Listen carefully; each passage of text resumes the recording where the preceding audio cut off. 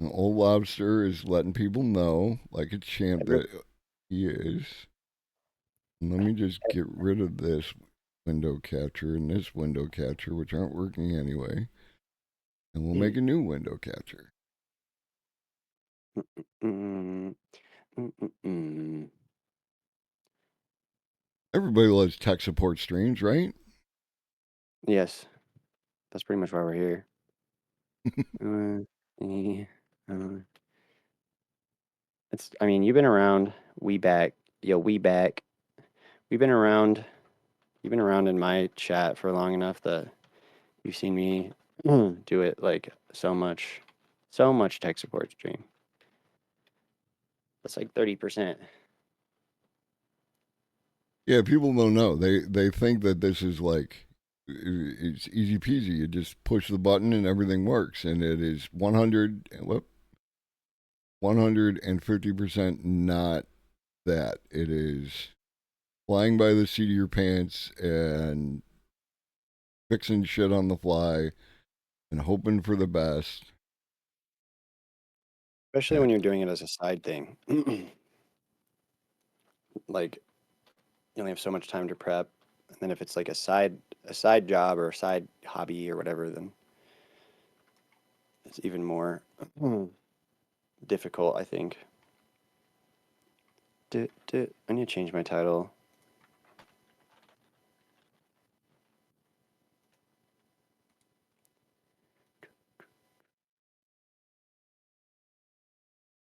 the good thing is though, the more that you do it, the faster you get at it, right? At least Yeah, in theory. except then you, it's kind of like with debt or like finances, where like maybe the more money you make, the more it's easy to pay your bills, but then you just get more bills, more expensive bills. It's a similar thing with streaming where like you get it all figured out and then you're like, all right, time to change it up. At least that's what I do. And yeah, it could be a problem sometimes. Mhm. Okay, we are back. Guess who's back? Back again. Globe is back. All right. Uh, What up, homie? What up? How you been? Oh, no more complaints than usual. Mm-hmm. That's good. I think that we talked the other day just kind of like about background stuff and like we just talk about streaming the whole time? Is that kind of how that went? Or did we We talk about we talked about like AI shit? we talked about some AI shit. We did talk about streaming an awful lot. We talked about like potential future plans and things like that. So it's kind of a mixed bag. So like in the world of I haven't been paying attention to it, but like um aside from what I hear when I tune into your streams or like, in passing or if I happen to be using it one day for something, Hmm. um is there is that rate of like rapid change and fast-paced innovation and like sort of like groundbreaking. All of these words are platitudes, but i- is there anything that is there anything that really stands out to you on that front? Hello, did you hear Yeah, that? yeah. Is there anything that really stands out to me on that front? Sorry, I was doing technical things at the same time. Like, is Okay, I there thought maybe anything? you heard my alert because I happened to be an alert at the same time. I was like, oh, you shouldn't be hearing that. But yeah, no, is there anything that really stands out? Like, I guess my real question is, I remember when AI, like the ChatGPT thingy is what I'm going to call it, first came out or was first sort of debuted in the public and was being talked about all the time. Everyone's freaking out about how all these crazy things it can do. And then from there, we start to see these like successive changes or developments based on that. This new ability to, I guess, query a language based model and do all kinds of new stuff with it that we haven't necessarily been able to do before. Mhm. So, like, has the rate of sort of innovations, I hate to even use that word, but the rate of, I guess, interesting advances uh, since then sort of continued at a steady pace, would you say? Does that even make sense what I'm asking? Let me put it like this. Last week, Monday, OpenAI had their dev day, right? Their first dev day. Basically, it's been a year since they released ChatGPT. And what they added, not only did they decrease the cost per token that it costs to use their API for their product, but now they have a thing right there in the Chat GPT where you can create your own custom GPT based on like it's the GPT 3.5 GPT-4 model, but Mhm. it is you can put PDFs into it. You can have it do actions. It's the first step towards an agent, right? Like where you can just ask it to do something and it will go and do something, and you can set the parameters on what that means. So, for instance, what I am going to be doing is I'm going to be taking transcripts of my content, all the words that I say, and I'm going to put them into a GPT so that there will, hopefully within a short amount of time, be a Globus GPT bot that I can talk to on Mm. stream. Remember how Based I've on things been that you've said or content that you've played on stream. exactly, and remember like I mentioned to you on more than one occasion about like you've got the PDFs that you were going through with Entroma about like the oil wells and all that kind of crap. Yeah, yeah, yeah, yeah. Yeah, I This was thinking about that the other day. this is exactly that. If you consolidate the stuff Mhm. into a single PDF, then you could put it into this GPT, and they've just streamlined that process, which used to be something that you had to have some kind of technical knowledge to do that off GitHub.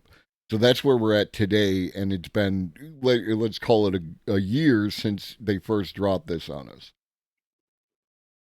Okay. Yeah, that makes sense then. That's kind of stuff that I had been aware of just from using it. Hmm. Um, and I have been doing a lot of like transcription review, and that's actually what, kind of what I'm going to be talking about as far as using ChatGPT for my reporting process. Hmm. And I've discovered a lot of flaws with it. Hmm. Primarily, the main one being the limitation of tokens. I did end up getting GPT-4 so that I could like The do more, GPT I Plus, guess. Yeah, the plus paid, whatever. yeah. Yeah, which I wasn't even really sure. I was trying to figure out like what am I actually getting? I'm still not sure because I figured one of the things that I would get would be the ability to have more tokens. And if anybody doesn't know what that means, like I guess I'll explain what I think from a layman's terms, and then you can Yeah. tell me if I'm right about this. But basically, you can do like 4,096 tokens within like a single chat thread. So once you're giving it so much information, it's not going to be able to continue like referencing all of the text that you've put in Hmm. because beyond that point, you like might as well just basically train your own language model, I guess, or use other alternatives. But if we're thinking about that, that's 4,096 tokens translates roughly to like 3 to 5,000 words. And just for reference, the meetings that I am reporting on, they're budget meetings. There's 7 or 8 of them. They're all like 1 to 3 hours long, generally around 3 hours per meeting. And if you transcript that, that comes out to like 30,000 words or more. Hmm. So I couldn't go through the meeting, for example, and it's fine because I used to just listen to the entire meeting, like, but I don't have to necessarily do that as much now. Um, but I couldn't paste the whole meeting in and just say like, give me all the headings. Although Otter.ai, which is a transcription service, will go through. We have a paid version of it. It will go through up to 90 minutes of Hmm. the meeting and it will create headings, but it's using a different type of, I don't know, language model or whatever it is to do its summaries. So does that sound right about the tokens though? Is that basically Yeah, correct how I basically, described that? the shorthand for simplicity's sake that people use is that a token is about point 0.5 or 0.75 words, right? So three quarters of a word. Now, Hmm. there are some short phrases that are actually one token, and there are some words that are, like, because they involve more tokens, right? But generally Sure. speaking, you can use 0.75 of a word. Now, for what you're doing, yeah, the old GPT before last Monday is exactly what you're talking about. What you need to do before you start doing that is to type into ChatGPT enable turbo. That gets you to the new turbo mode, and that has 128,000 tokens. Turbo mode? Yeah, There's a turbo mode? that's what came out on Monday. Oh shit. What the fuck? Wait, so how does it like do you get like reductions in performance or something? Like what's the catch? I'm always waiting for that, I guess. The Maybe only there isn't thing one. there doesn't appear to be one, as far as I can tell, it's not something you need for everything that you do, which is why that you have to enable it before you can use it, and you have to enable it like every time. So every time you start a new chat, you have to go enable turbo, and it will do it. Um, Old Okay. Lobster seems to think that 4.5 turbo is dumber. Um, Okay. I don't, That's what I would expect, but or I don't know. I haven't used it maybe to the extent that they have and for their particular projects that they're working on. So this is part of why I'm creating these GPTs to see if I create these things in PDF and I put them into the thing, how how accurate is it going to be? So the stuff that I've created already, like I created 3 GPTs that were created to be rules lawyers and teachers for board games that I'm familiar and comfortable with. So if it says something wrong, I'll know that it's saying something wrong. And right. then like that. And that's all I can do at this point in time. I don't know. I haven't seen any indications that it's dumber. What I have run into is a lot more interruptions in usage due to heavy load because a lot of people seem to be using it right now. Um, that in Me. my cell phone is a piece of garbage. Well, you saw what I said in I don't know if you saw what I said in my Discord, but I was like, yeah, sort of relying on it to be working. Mm-hmm. Um, and I had done all of this preliminary work to basically have all my transcripts ready and loaded in. I was copying them in like piece by piece to summarize different parts of the meetings. Mm-hmm. And I'd finally developed this sort of system of like, I'll copy in this, I'll copy in this part of the transcript. I'll have it summarized. Then the next thing I did was I went and I copied the information from their spreadsheet for that department, expenditures, revenues, that kind of thing. Put that in there, and then I would have it cross-referenced, and I'd be able to query it quickly, like list all of the top expenses for this department, like in order, or list expenses based on percentage change over, from this year to that year, that kind of thing. And I had finally figured that out so that I could still write it. And to be honest, it's still just as much work as before because I haven't really fully developed the system and like Mm-hmm. there's a lot to it. But as I was doing that, I finally had that down, and then I was just like, I was up all night, I was reporting, and I was like ready to do these, last few departments for part two of my story, and then GPT crashed for like 3 hours. Like it Mm-hmm. had a total service outage, like right when I needed it, and I was like, fuck. Yeah. So that's something to keep in mind, I guess, is like you can't totally rely on it, which I guess should be a given, right? Well, Um, yeah. I mean, like one, it's early. Two, that like people get excited and are you. And when was this? What day was this? this would have been like Wednesday morning when it crashed, early Wednesday morning. So, Of last week. yeah. Yeah. So like the new thing just went live on Monday. Everyone's using it to like and people are I'm sure creating a lot of crap, you know what I mean? They're just having Mhm. fun with the new toy. And that's going to consume space as well and bandwidth and all that good junk. And yeah, the output isn't matched to the demand, right? Like there's just only so much available, server space. There's only so many available, um whatever, all the, computer junk in the cloud, in the Right. magic, right? And there's only so much bandwidth of the in and out, right? So Yeah. like, Hmm. I mean, how many websites have you heard of that were like, oh, this is amazing, and then you go to check it out and it doesn't work because Yeah. everyone's checking it out? This I is wasn't one of surprised by those the things. outage. Right. Even with the outage, like it's cool that they just have a website you can go to, and it literally says like all the times they've had outages, how long it took them to fix it. I could see very quickly that like, oh, this is an issue with their thing. It's not something I didn't have to like go restart my computer and do a million other troubleshooting steps. I was just like, oh, this is an issue with Chat GPT and the OpenAI service. Hmm. It's not my issue. So that was helpful. But I wanted to touch on something you Yeah. said about this turbo thing.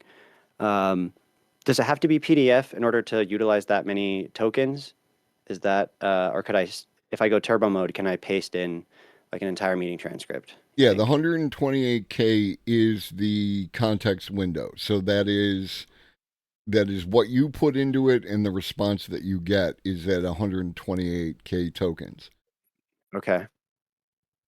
I'm gonna try, wait, let's see real quick. How many words is this thing? Okay, so for example, October 16th transcript is 139,000 characters. So I'm probably gonna have to do like half of the meeting, but even that could be less. Maybe I could do like, I don't know, like generally I had to split these meeting recordings into like two because like I said, Otter will only transcribe 90 minutes at a Hmm. time unless you get a higher tier paid version.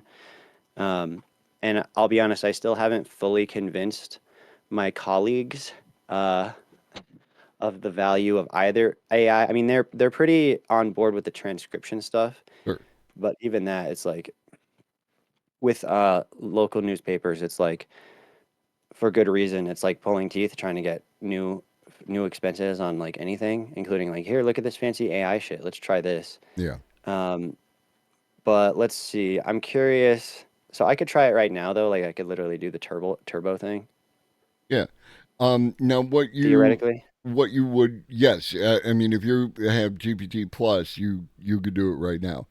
What you Okay. might want to do, there is a loss in accuracy the longer your input is, right? Like Of it tends to course. be more accurate in the beginning and the end, and less accurate Uh-huh. in the middle. So if you break it down into chunks, like this is a section of the meeting, throw it in, get a response. Another section of the meeting, throw it in, get a response. You're going to have better outcomes than if you Base it all throw in at in the whole once. thing. Yeah. Right, but I wouldn't have been able to do that part before because after one section, I would have already used up all my tokens at Right. 4,096.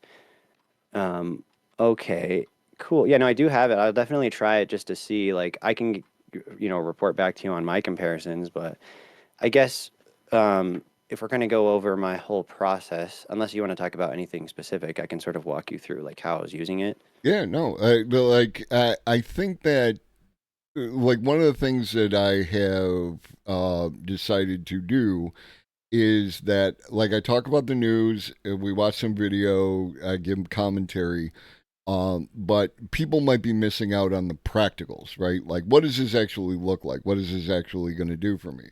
So I wanted to add more of that. And part of that is people like yourself who are actually using AI today in the form that it is and what they're using it for. So you talking about what you're doing and how you're doing it is of a tremendous benefit to me and my community.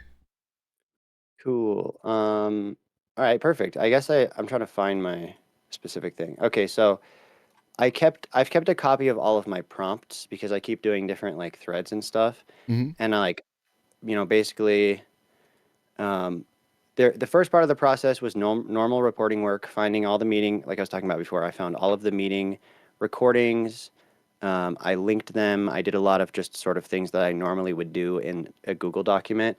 I'm using this program Obsidian for that, but either way, it's the same process of like, here's meeting one, general information. I don't know if it would be beneficial for me to like share my screen or anything, or if you can pull it up. Um, Actually, that might be a pain. I don't want to crash your OBS. Yeah.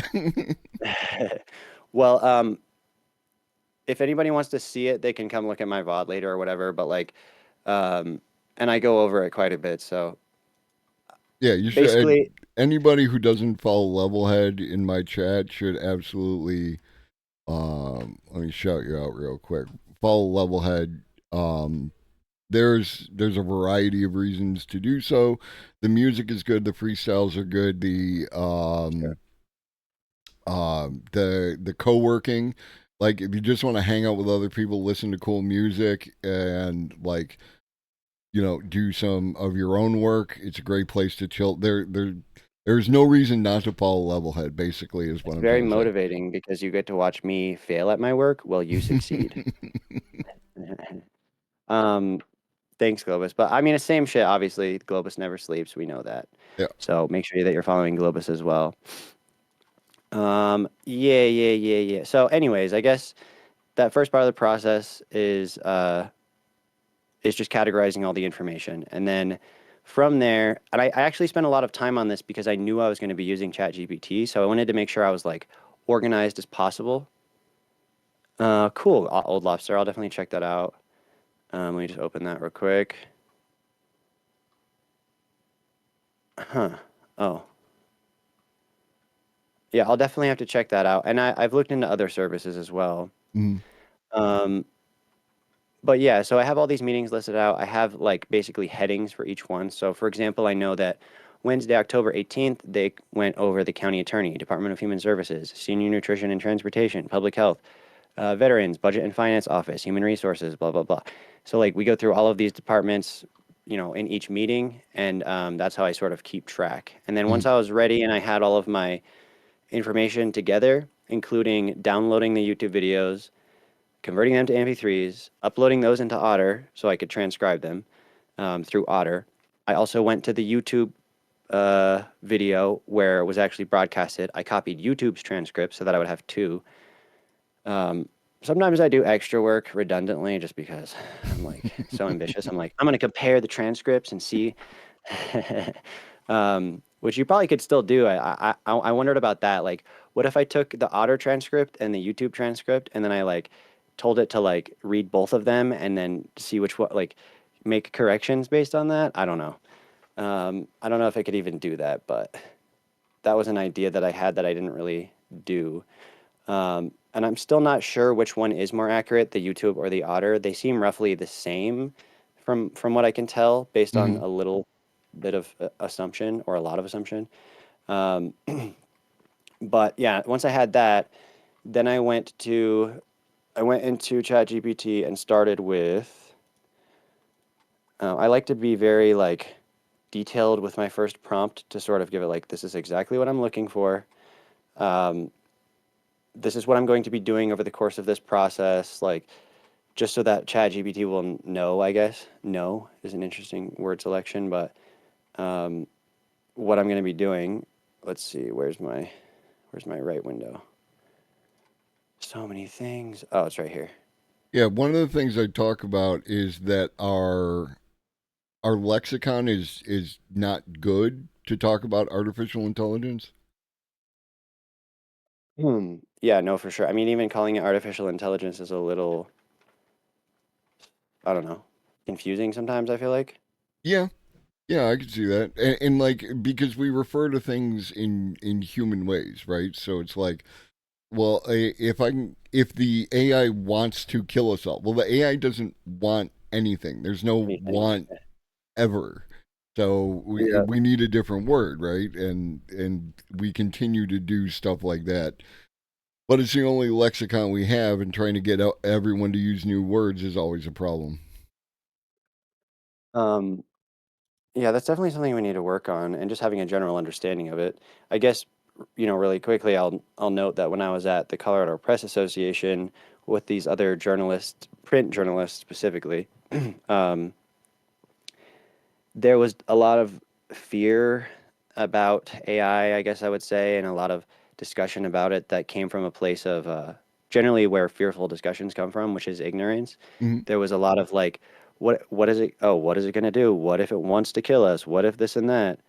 Um, like, yeah, okay. What are you even talking about? Have you even used it? And so that's kind of why, I mean, I had already experimented with it because I've always been interested in computer science and AI and stuff like that. Mhm. But in that case, I was just frustrated. I was thinking like, why don't you try it? Like, you could at least audit it. There was all this stuff about like, we know that it makes stuff up. Like, how can I, as an editor, blah blah blah blah blah blah. It's like, well, fucking hey, dude, you're gonna have to, fact check your reporter's work anyways, right? Like, Right. it's just an assistant. It's a tool. You can audit it. You can literally put your own articles in there, tell it to summarize it, and see how good of a job it does. And I guess that leads me towards like sort of this pre-setting or setting up the AI for success, right? Like, or for the best outcome, Mhm. um, where I have these detailed prompts that I'm doing, and that goes alongside my general sort of, I guess, background information or settings or whatever you'd call it in ChatGPT. I can't remember what it's called The now. custom Uh, instructions. yeah, my custom instructions. Yeah. So if I go to my custom instructions, I say, I'm a print journalist for a family owned community newspaper in Rio Blanco County, Colorado, called the Rio Blanco Herald Times, established 1885. I'm generally interested in AI. Its progression is a viable technology, but for this account, we'll primarily use it for queries related to investigations and news stories. And then under how would you like ChatGPT to be used? And I could add to this. I said, unless otherwise specified, responses must be factual or fact based. Do not create information or citations that do not previously exist. ChatGPT should function like a reporter in presenting information neutral and also giving fair coverage to all sides, oh boy, of whatever is being discussed. This does not include providing a platform for outright science deniers, such as those who deny climate change or claim the 2020 election was stolen. If mention of them is necessary, so be it, but platforming their actual objectively incorrect opinion goes too far. So that's what I told it. I mean, I kind of just wrote it like I didn't Yeah. think about it too hard.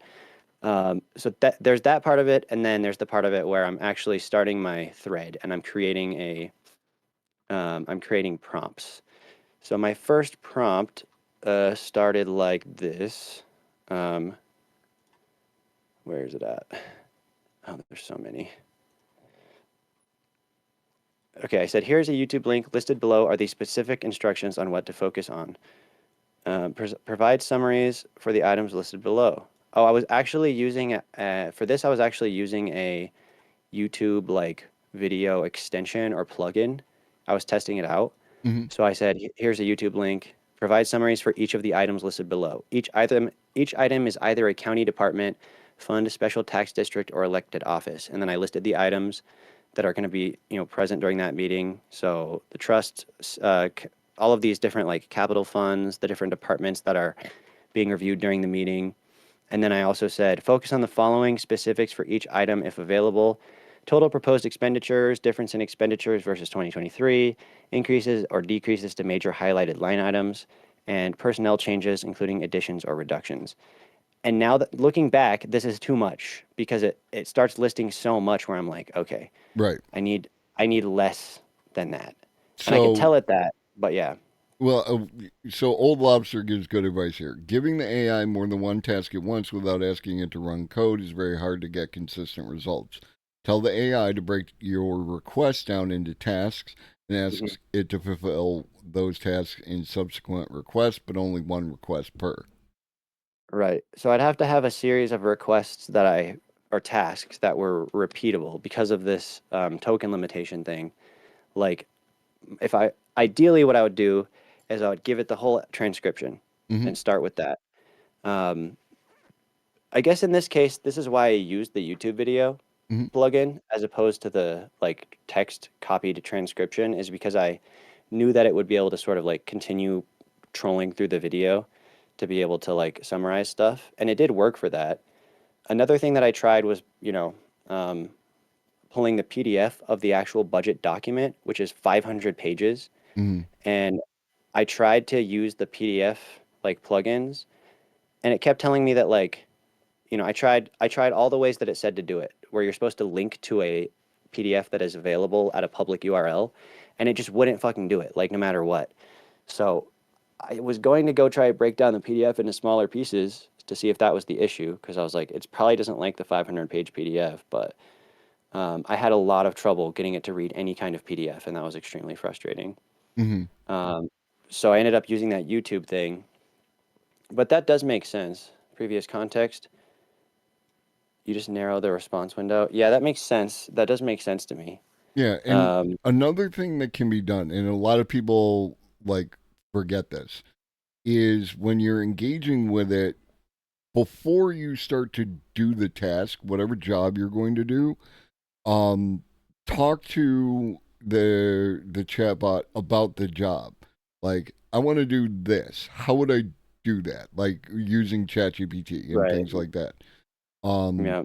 what was wild was I asked it a question the other day after the update, and unprompted, like I didn't ask it to, I just needed an answer to this question, and it started going on the internet. It just started doing stuff, right? Like it took actions in order to satisfy my request, and like we weren't there a couple weeks ago, and now we're there. Like, I mean, you could do it, but like we're at the point where I just ask a question and it's like on its way to fully being agentic, which is the goal, right? Like what you would like to do is go summarize this PDF and this meeting, and actually what you would like is summarize the meeting from the video and give me the breakdown so I can make an article out of it, and it will present you with an article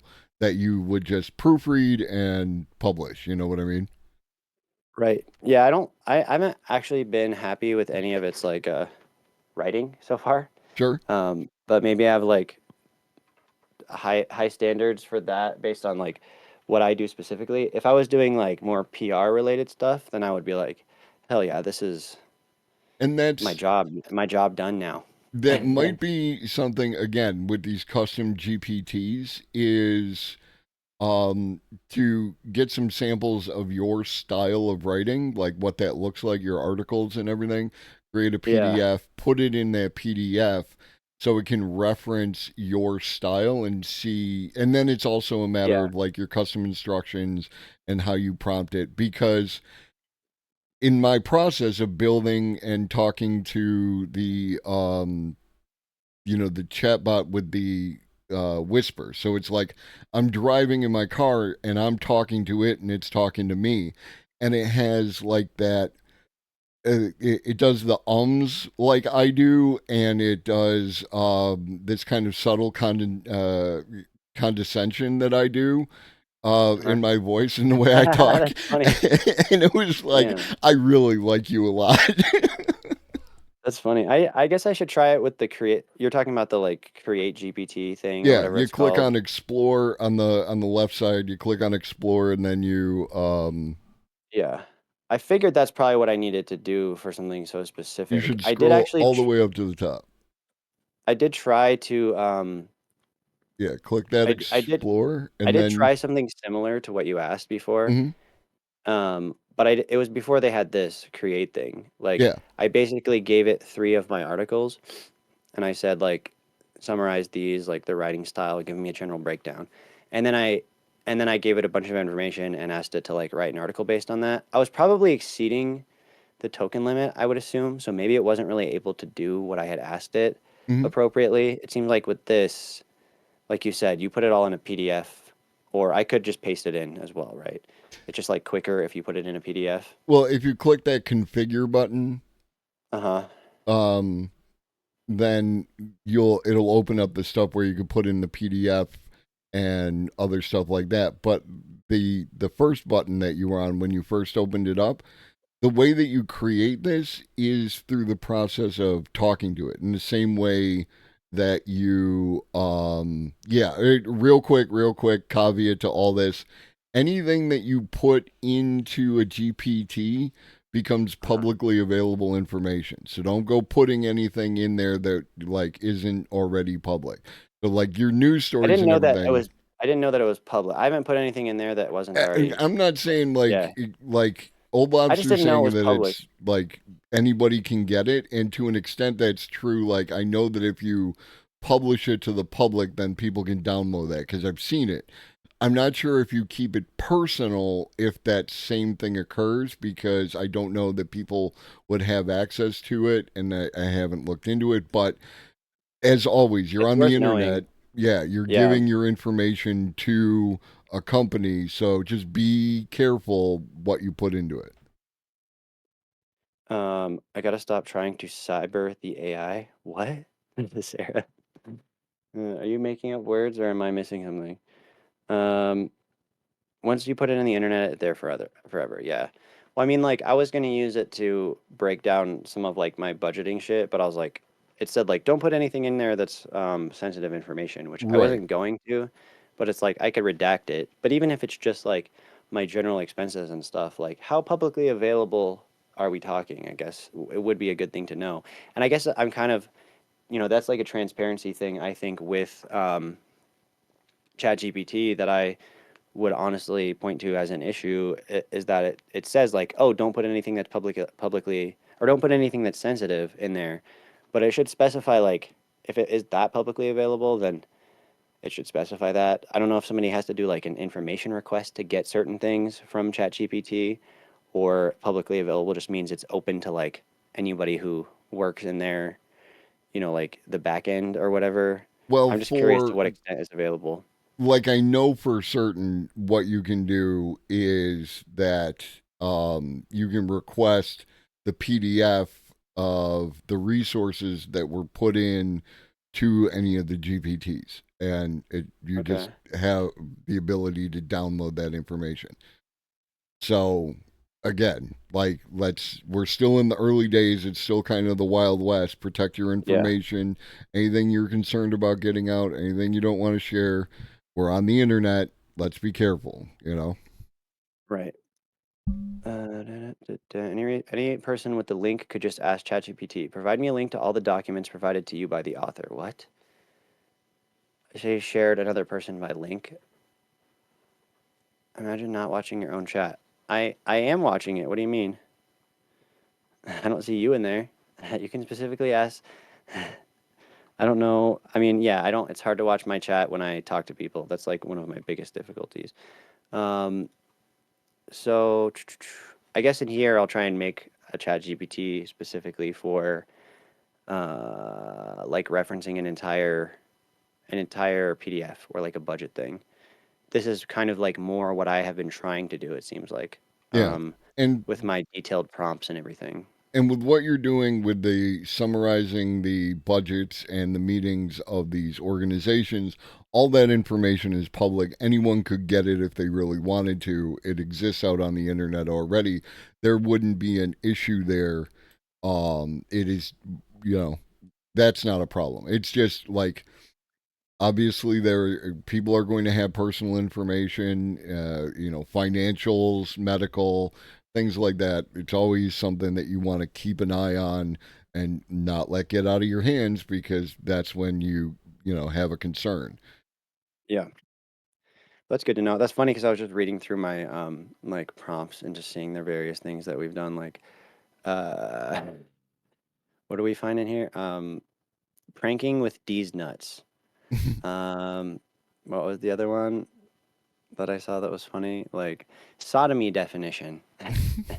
I Uh, I when I first came on, I had that Gandalf "I Love Robussy" picture, like it's Gandalf wearing an "I Love Robussy" shirt. And when I tried to get ChatGPT, because it's got Dolly in it, it's got its own image generator. It would give me "I Love Robotics," but it was like, no, no, we're not giving you the Robussy. We're not doing like it. we know what that is. But Leonardo was like, yeah, buddy, I got you. That's funny. Um, nice. Okay, so I'm actually glad I didn't get a ton of stuff done on my reporting today so far, but I'm glad that I didn't with the county yet because I think this will hopefully, knowing this, hopefully that'll help me a little bit in my process here. Mhm. So I'm not like spinning my wheels as much on the sort of prompt part of things or wasting valuable token, Oh if yeah. you will. Yeah, no, this was what I wanted to get to earlier. Is what a lot of people forget is that this isn't a computer in the classic sense where you are like telling it everything to do and you got to know the right commands and stuff like that. The entire purpose behind these chatbots and in the creation of these GPTs, the same process, it's a conversation. Talk to it. Tell it what you want to do. Keep it simple. Tell it Hmm. what you want to do and ask it how it can help you, and you'll get better results than if you try to tell it every single thing and just throw everything at it, because it, it there are going to be nuances that don't get reflected in the way that it's programmed. Okay, that makes sense. And I have been using it a little bit more for that, especially since I don't know if the voice chat thing is a GPT-4 or GPT plus thing only, but once I opened it on my phone and I clicked the microphone because I Yeah. thought it was just kind of like transcribe, and then it brought up the whole like you get to pick the voice and it talks Yep. back to you, and I was like, um, ever since I started using it that way, it is more conversational because I don't, I'm just I'm just talking, so of course Exactly. it's going to be more conversational. Um, Which and voice so did you yeah, go with? I don't remember. Let's see, Sky, is it? I Okay. think. I Let's went see. with Cove. Cove is the one that matches my personality. Okay. It I was don't know. I was a just new like, one of yeah, that one. those Facebook joints where it's like, which ChatGPT personality are you? I'm a Cove. It's the new tarot. It's the new astrology. We need one for each month though. Yeah. And then yeah. Then we can predict our futures that way. Hey, could you predict my future real quick, ChatGPT? Give me a little future reading. It was Um, funny. I was talking to it earlier today when I was driving around, and I asked, based on like everything you know and everything you can glean from the internet, what do you think the next thing that's going to happen in AI is? Like the very next step. And it locked up, and then it said, I'm sorry, there's too much usage, too much load. Try again later. And it was like, oh, I got you. it's us. Yeah, trying to keep. Don't act like you don't know. Um, okay, well, I don't know. Maybe I could craft a prompt here really quickly just to see or start off because I was kind of thinking like going with what Old Lobster had said or what you had been Hmm. advising, which is like um, I basically say something along the lines of uh, I have about maybe 10 hours worth of meeting transcripts to review and report on. That's going to be, you know, um, significantly more information than we could do in one thread. Is that what I'd call it? It's going to exceed the token limit. So, what Hmm. would be the best way to like go through those in a way that is, I don't know, what would be the best way to go through that information, or I guess uh, Well, what do you, engage in so that process?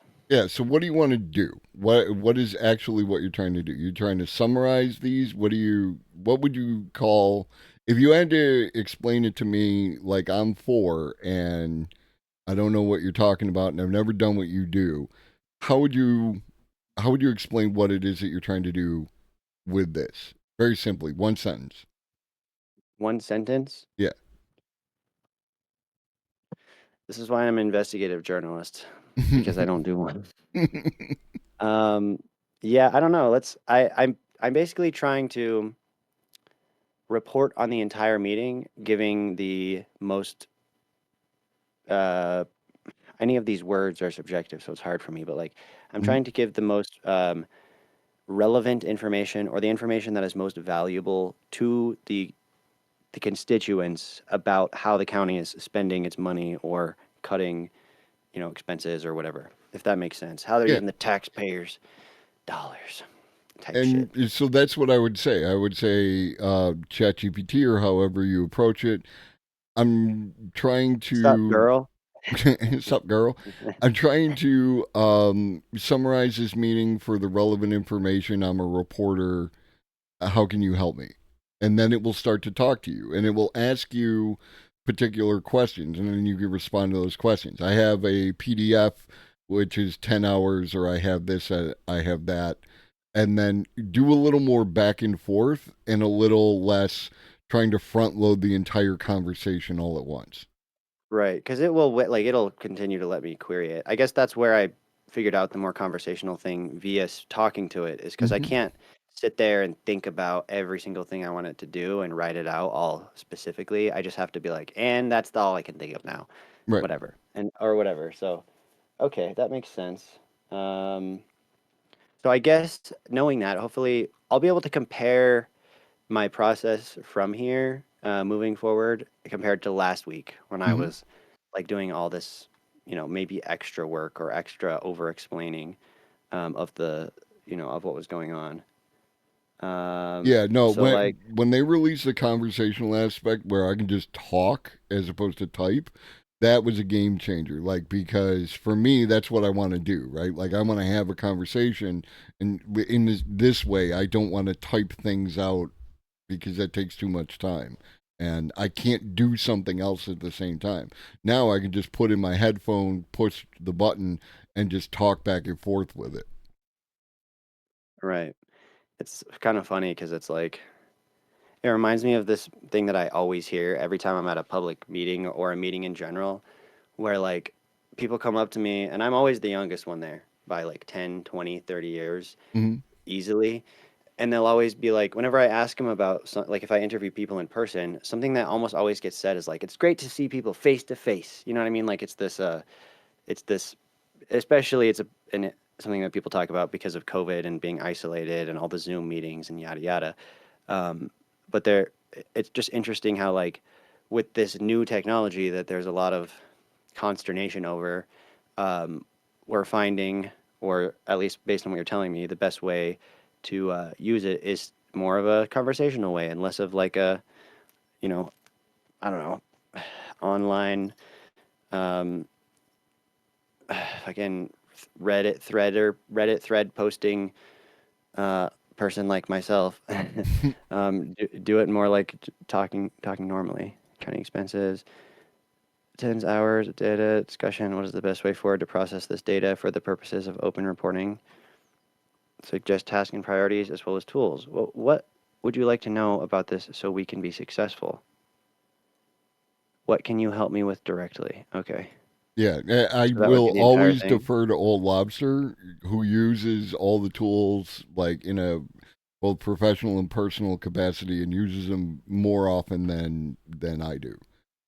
So when is Old Lobster gonna create an Lobstar AI chat of that we can query for how to use ChatGPT?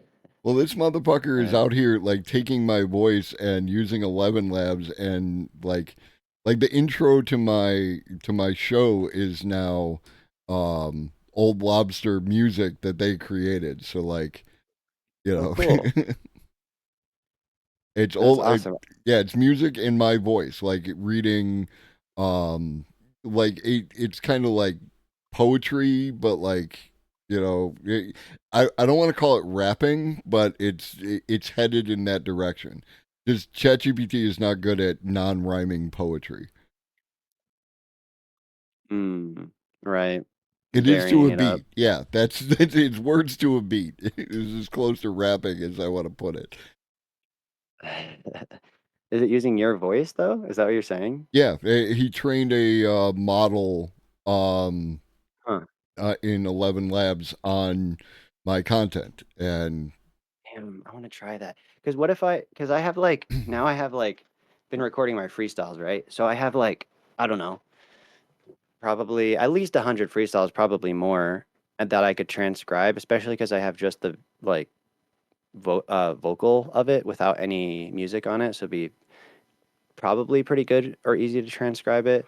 I wonder loading all of that in there, if I loaded in like just a ton of freestyles and then try to train it, if it would get something closer to like, I don't know, just words over, because I'm guessing it's being trained with just transcripts of your stream, right? It's not like yeah, yeah. Yeah. No, I'm down. Old Lobster, we could try that. yeah.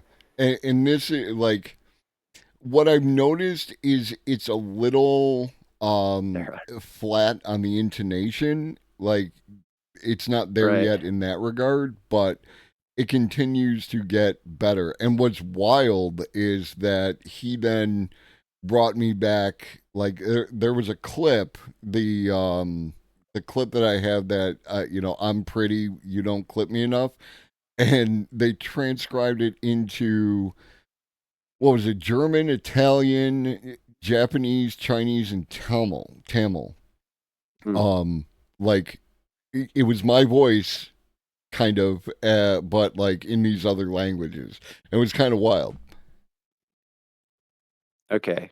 So, huh, if I give it like, should I use or should we use like freestyle vocals on that are actually like I'll pull the beat out of it, or would it be better to use, can you use both? Use multiple vocal samples to try and generate the best thing, or do you just use one? I guess that's stuff that we could talk about later, but yeah.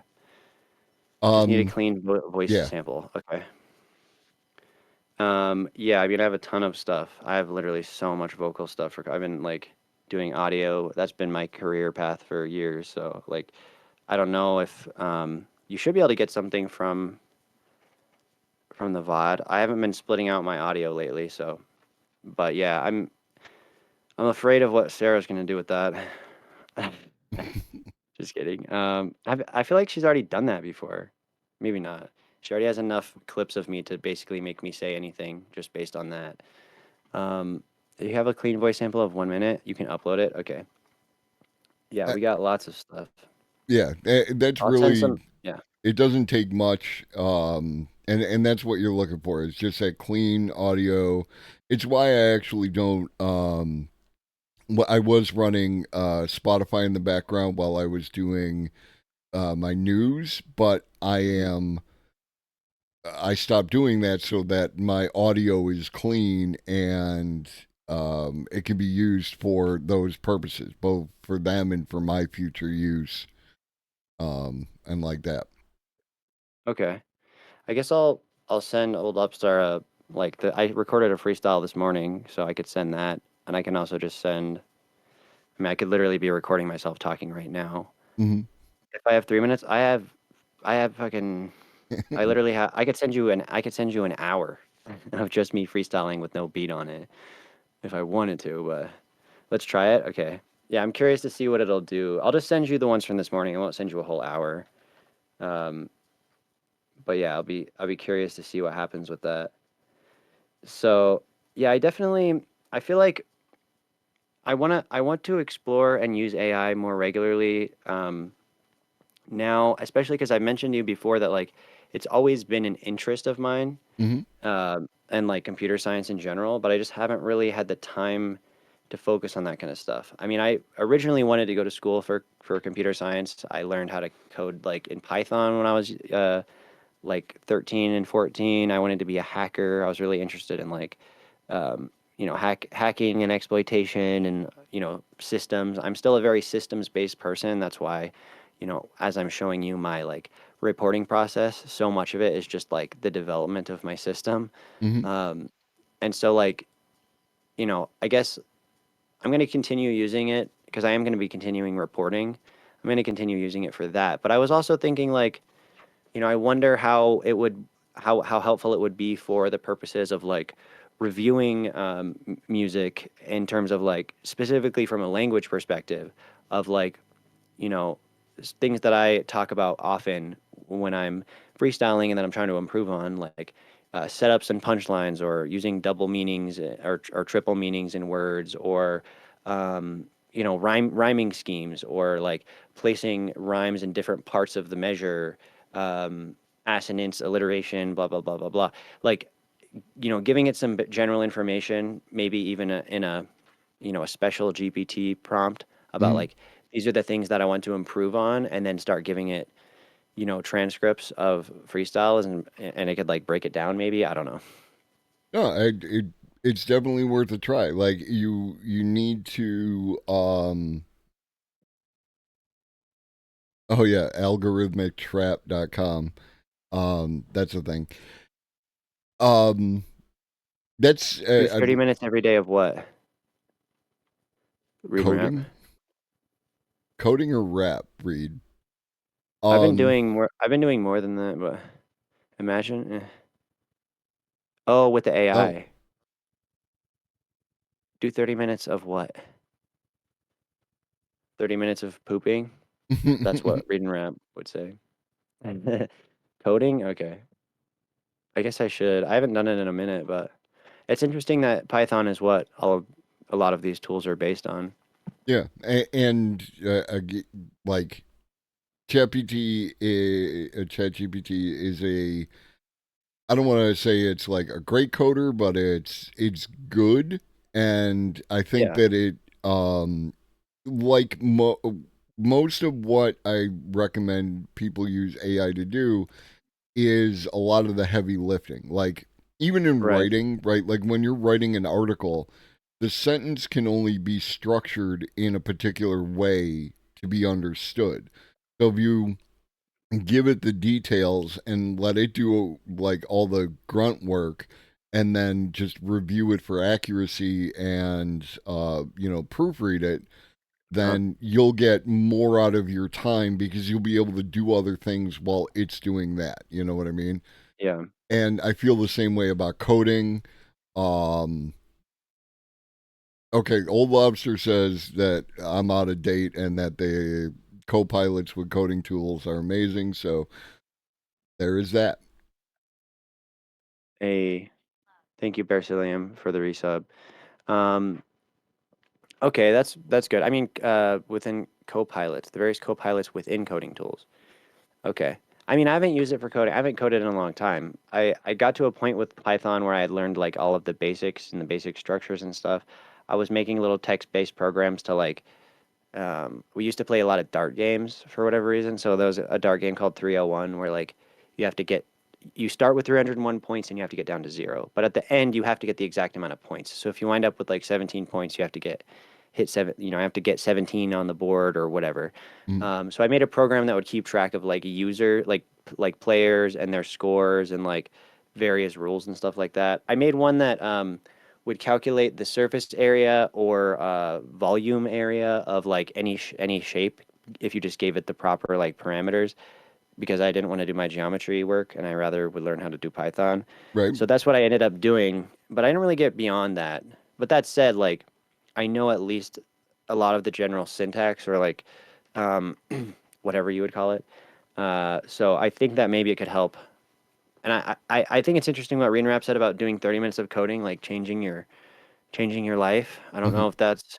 I never know how sarcastic Rain Rap is being, but um, I do think it's interesting when I did learn to code how much it changed my like just the way I thought about things in general. I don't know if other people have that experience. The way that I approached problems, but if you take a picture of the dartboard, if it can calculate the score, well, nowadays there's a lot more you could do with it. But it would have been cool back then to have ChatGPT or something like that. Just even the 3.5, like the version that is available to everyone, like being able to be like, hey, I want to do a program about blah blah blah. Like, how do I get from this point to that point? Because back then it was just like it was so hard to learn what I did learn. With Python, just teaching myself based on stuff I found on the internet. Mhm. Python tutorials and stuff.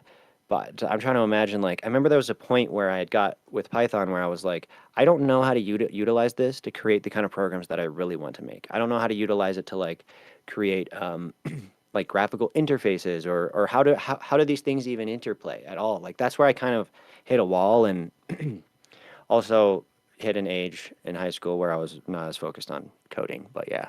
Right. Um, I think that one of the things where the yeah, I know it can do that, Sarah. the chat bots, the chat GPT, be the conversational tone allows you to like to have a private tutor, which doesn't exist in like YouTube videos.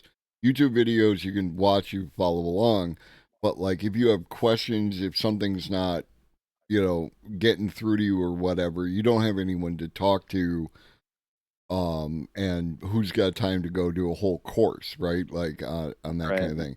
But if you go on ChatGPT and it's like, I'm working on Python, and I'm not. entirely certain on why this syntax works the way it does, and then Yep. it can break it down for you. So, like Yeah. as a tutor, I think it has a lot of value in that regard. For that type of thing specifically, it makes sense Hmm. because it is technical and there are like technical rules about it's not subjective like is Right. this writing good or like it could still even tell you that, you know, whether or not your writing is technically on point, whether you're meeting grammar rules, but like which would be similar to like syntax or whatever in a programming language. Hmm. So yeah, but you could at least I remember writing programs and having all this code and then trying to run it and like error line 5. Like okay, but like it would have been so nice to just be like why line 5? Like I need to know why, and that's such a big thing for learning for me is like understanding in depth why something works the way it does or why it doesn't work. Hmm. That's how I really come to terms with like um, you know, having a breakthrough on not just knowing that it didn't work, but in the future, how do I work through that, or how do I take the steps to, you know, not fuck up in that way, I guess. Yeah. No, I 100%. Like, and like one of the first things I added to custom instructions was for it to stop telling me that it's only a large language model and it can't do this and it can't do that, because that was one of those things that really annoyed me about its responses.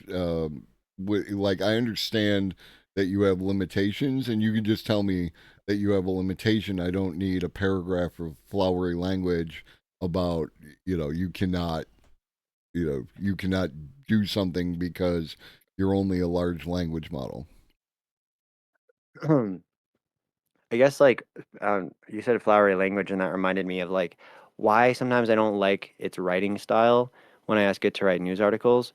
It's really more of like it's less about what it's covering necessarily, because even I could listen to a super long meeting and Hmm. I'm going to pick things to report on. And another reporter might pick other things to report on.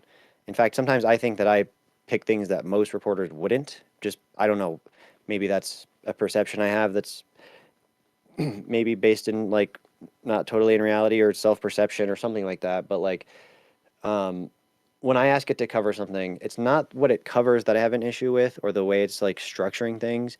It's just certain phrases that it used where I'm like, I mean, I specifically told you to write like a reporter, and like to me it should be technical writing. Like good reporting, good objective reporting should be like technical writing, but it'll use these like subjective terminology or like Yeah. I don't know. That's where I get frustrated by it because it's like I'll even tell it like rewrite that. That's not. I'm trying to be its editor. Like that's why would you use? I can't even think of an example, but like just saying something is like the county budget season is going great or something like what the fuck? Who? No, don't say that. Don't say it's going great or bad. Like why would you even say that? It's a waste of words. So I have an issue with that, I guess sometimes, but Yeah. can't Old restrict command. Lobster. Yeah. You can read it. um, I think and I've messed with it a little bit, but and the that's temperature thing. that's the thing is, like, one, you have to look at the people who created it. They want um they want the bot to have enthusiasm to engage the people who are using it, right? Right. And then two, it's trained on a lot of human language, and a lot of the language that we put out there on the internet is that kind of stuff, you know what I mean? Yeah, no, I understand why it does it, and I don't even think it's generally an issue. It's just for like that's a big part of why I haven't really ever pulled something directly from ChatGPT and just edited a few words and published that. Hmm. I'm always rewriting it because it's just like that's easier for me. I have used it to like help me structure things though. So I guess the only example of something a time that I've pulled something directly from a response is when I asked it to define like what a mill levy is. And then Hmm. I pulled that because that's just so like straightforward. Right. Um, you know how a mill levy works, but my computer broke. Sarah's being targeted by Skynet. Ezra Klein. Give it a style. Kind of scary. I tried doing that, but I'll have to look into it a little bit more. Like, because I could give it. I have literally hundreds of articles and radio stories that I could give it to give it my writing style. But I just didn't. Maybe it did accurately do my writing style, and I just hated it because I don't like my own writing. It's like, this isn't good. I just can say that because it's not me, except it is. No, I'll definitely mess around more with that for sure. Um, but yeah, so I guess what I did end up doing though at some point was basically just I'm gonna use the turbo thing, and I enabled turbo in the main chat log, or would I do it in like? You have to Could I do also it do every it in that? time. Right, and that would count. It would be the same thing. Well, I would first do the new If you're, GPT, yeah, and then when I'm using that, I would enable turbo. correct. Okay, okay. Capabilities, web browsing, image generation, don't need it. I feel like I don't know. It's just gonna be so crazy. Imagine integrating like I don't know. I could be like I'll wrong, mess but around with it. when I turned on code interpreter for my board game rule lawyer chatbots, I got better results. I don't know why. I don't know if it like something else happened, but it felt like I was getting better responses after that than before it. I don't know. Okay. Yeah, like that's what I said though about it is like I could take away from this, especially if I was not the kind of reporter that I strive to be, or if I was being lazy or something. I could take any of these failures or letdowns or whatever you want to call them and how it doesn't meet my expectations, and I could say chat gpt blah blah blah blah fucking like and just report on like why it didn't work, and like instead of looking at it as like I'm auditing this system to see what works, what doesn't, actually talking to experts to figure out like what, because I know any of those people who had issues with ChatGPT or used it like twice and they're like, yeah, it didn't really do this, it didn't really do that. It's like I know they didn't talk to anybody who knew what the fuck they were talking about. They just tried it once, they're like, doesn't work, Right. walked away, fucking stuffily from their computer. So Yeah, I don't no, know. I mean the money. Like, if you want to make money, that's where the money is at because people keep What? turning I up. do want to make money. Where is it? Is in talking shit about the AI, right? Like, Oh, okay, damn. because it's easy to punch at the AI. No one's feelings get hurt except for AI tech bros, and who gives a fuck about them? And me, No like you one. hurt my feelings, but fuck me, like make that bag, son. I don't know. I mean, yeah, in the short term, but like really, I feel like there's going to be a ton of in the future. There's going to be a ton of money and like job security and people who can be like, oh, so yeah, all of your competitors are using AI and outpacing you in all of these ways. Like, yes, I will be your consultant and teach you how to like effectively utilize it for your business. Like, I'm sure that's already happening to some extent, but like the further we go along with this, that's going to be like super, prominent industry or not just consultants, but everything surrounding it. How to use Hmm. it for specific purposes, how to like, I guess even train your own language models, because that's something that I don't know if we talked about last time that I had sort of ambitions about was like training my own model based on all of the text information that I have for 138 years of news reporting. Hmm. Um, did I mention that to you last time? I don't think so. Okay, because Um, the other, yeah. no, like we're not quite at the point. I don't want to overstate and underdeliver. We're not quite at the point where you can make your own trained model. It's still, generally speaking, too expensive. We did see one the Hmm. other day of a large language model trained for $26,000, which is a significant reduction from the millions and hundreds of millions that it has cost before. So you can't expect it will continue to go down, and at some future point, you will be able to have like a full-on level bot if you want one. Hmm. But we're not there yet. We still have some time to go. It could take all the way till the end of next year. And I Hmm. make that jokingly, but also like the again, ChatGPT originally dropped back in November of 2022, and now we're talking about making custom GPTs and all this Yeah. other stuff. So like the technology is moving like even for someone who appreciates and wants it, disturbingly fast for like what humans are prepared to handle.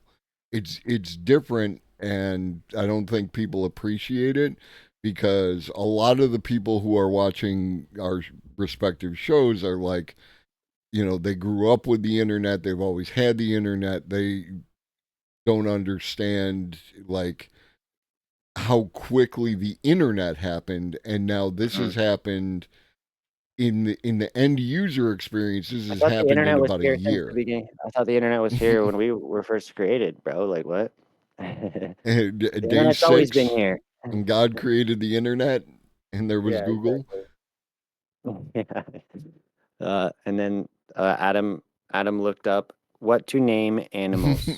How to name. Um, damn, okay. I think that it's interesting that you're working on a chat bot because when I was talking to when I was talking to the AI the other day, I was saying, like talking about my stream and like maybe asking for creative ideas or this or that. It's like one thing you could do is create a chat bot, like a custom chat bot. Mhm. Or it said it could help me create one. I was like, oh, I never even really thought about that, but that would be cool to have like a bot that is specifically for our channel, something like Buttsbot, but better, Right. but Yeah, better.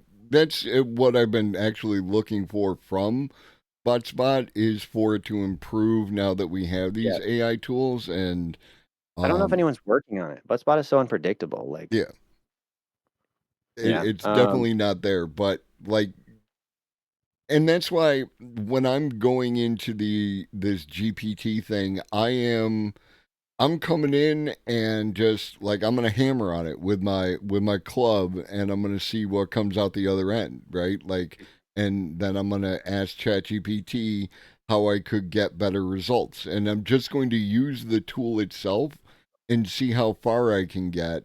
Not like, of course, I got old lobster to lean on, who's going to jump in and tell me, "Oh, do this."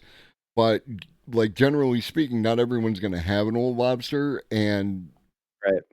so like one of the things when trying to get people to use these tools is like you just talk to it. Tell it what you're trying to accomplish and ask it how it can help you. Don't it's not like OBS where you have to figure Right. everything out. It's not even like Windows, right? Like it literally you can just talk to it and it will give you responses. It's amazing, but people don't want to engage with it because they, scared little monkey people. Hmm. Monkey brains. Scared. Smash computer. What The is that? files are in the computer. Yeah, yeah, yeah. That reminds me. Let's see. Freestyles, clean vocal. So I'll send the ones that I rapped about today. I mean, it's going to be trained. This is just training the voice part of it. It's not like using the text of what I'm Correct. saying necessarily. Okay. And then you Um, you um, can put in whatever text you want and it will give you results. Why so Agnes said Kid Notkin did that and spun off another channel, Kid Botkin. I heard something along those lines, yeah, but I like just very surface level. Okay. Yeah, let me make sure. I don't know what the best way to get a hold of uh Probably Discord. Discord. Okay, yeah, that's what I was just gonna ask. Because I will send you today's. It's 12 I'm minutes. We can assuming cut it down. I kind of we jumped the gun, old lobster. What is the best way to reach you? Probably Discord. Yes. Yeah, me neither, Green Rap. Yeah, yeah. Okay, he's joining your Discord, so there you Sweet. Why is my mouse go. disappearing? Oh, okay. Reed did make a request to me, and I am a font unto my people. You should absolutely spend more time with Aesop Rock. And Loopy Fiasco is good as well, but like Aesop Rock is a master wordsmith. He wrote an entire rap song about a cat, which is an absolute banger. Like Okay. it's amazing. There are no bad Aesop Rock songs. Have you ever seen somebody made a chart of like the number of unique words that rappers have used in their first 10,000 words? No, I haven't. I Sounds love this awesome. chart because there's like a big glut of people in the middle, and then all the way to the right, like with the most unique words, is Aesop Rock. He Mm. is just, and he just dropped a new album also on Monday. Um, and that new album is an absolute banger. I did put one of his songs into the Levelhead show, um, you know, because Hell yeah, I'm I a will definitely giver look like at it. that, and I understand you don't go there anymore, but I love you more than you love me, and it is what it is. All right. Yeah. I mean, like, it just, I switched YouTube like accounts. I created a new YouTube account, so I'm using that now. But I need to just add that playlist into like, I need to add my new account to that playlist so that I can reference it again. Yeah. Um, yep, yep, yep. Okay. All right. So any other rap related? Reading Rap wanted you to tell me to spend more time with Aesop Brock, Yeah. listening to it. Yeah. And Lupe Fiasco. There's a great, like, it's a 45-minute video that Reed hit me off with where Lupe Fiasco is talking about Aesop Rock, and it was a really um NF. good video. Damn. And Aesop is also down with Wu Tang. Like, he's got a song. Do you know Deltron? Yep. Um, he and Deltron do a song with Wu Tang, and that song is amazing. So it's like he's got the cred. He's recognized. He's legitimate. He's just down to earth, man. And I think that you would really appreciate him if you spent some time with him and got into his flow. Oh yeah, for sure. I mean, I've always liked his stuff.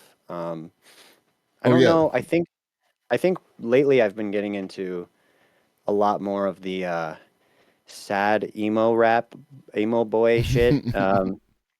So I've been more focused on like singing flows and shit like that. Hmm. But yeah, that's not like I'm open to pretty much all of it, especially nowadays. Um, I'm trying to think of others that go in this category where like where Aesop Rock is at.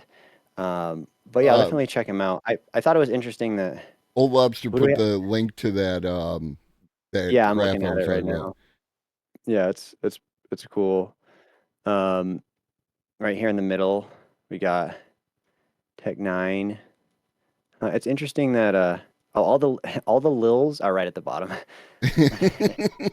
Lil Yachty, Lil Durk, Lil Baby. uh, damn. Hmm. Nice. Yeah, I definitely am gonna spend some time looking at this whole article because that's really cool. Um, who else do we have? I think it's interesting. NF is at the bottom. We've often laughed at NF's stuff. I don't know, like thinking it's corny. Like, not that he's bad or whatever. He doesn't use curse words though. So I assumed that he would be like higher on this list. So that's kind of interesting. Maybe just because there's less to analyze or something. I don't know. It's just It's ba- the first 10,000 words and how many unique words you use. It's This is only showing. It says number within the first 35,000, but then Oh, I'm the sorry, graph shows 35.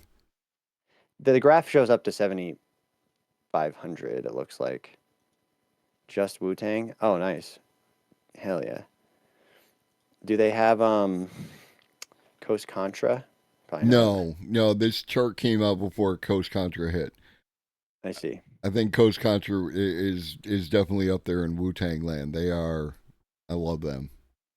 Yeah, they're awesome.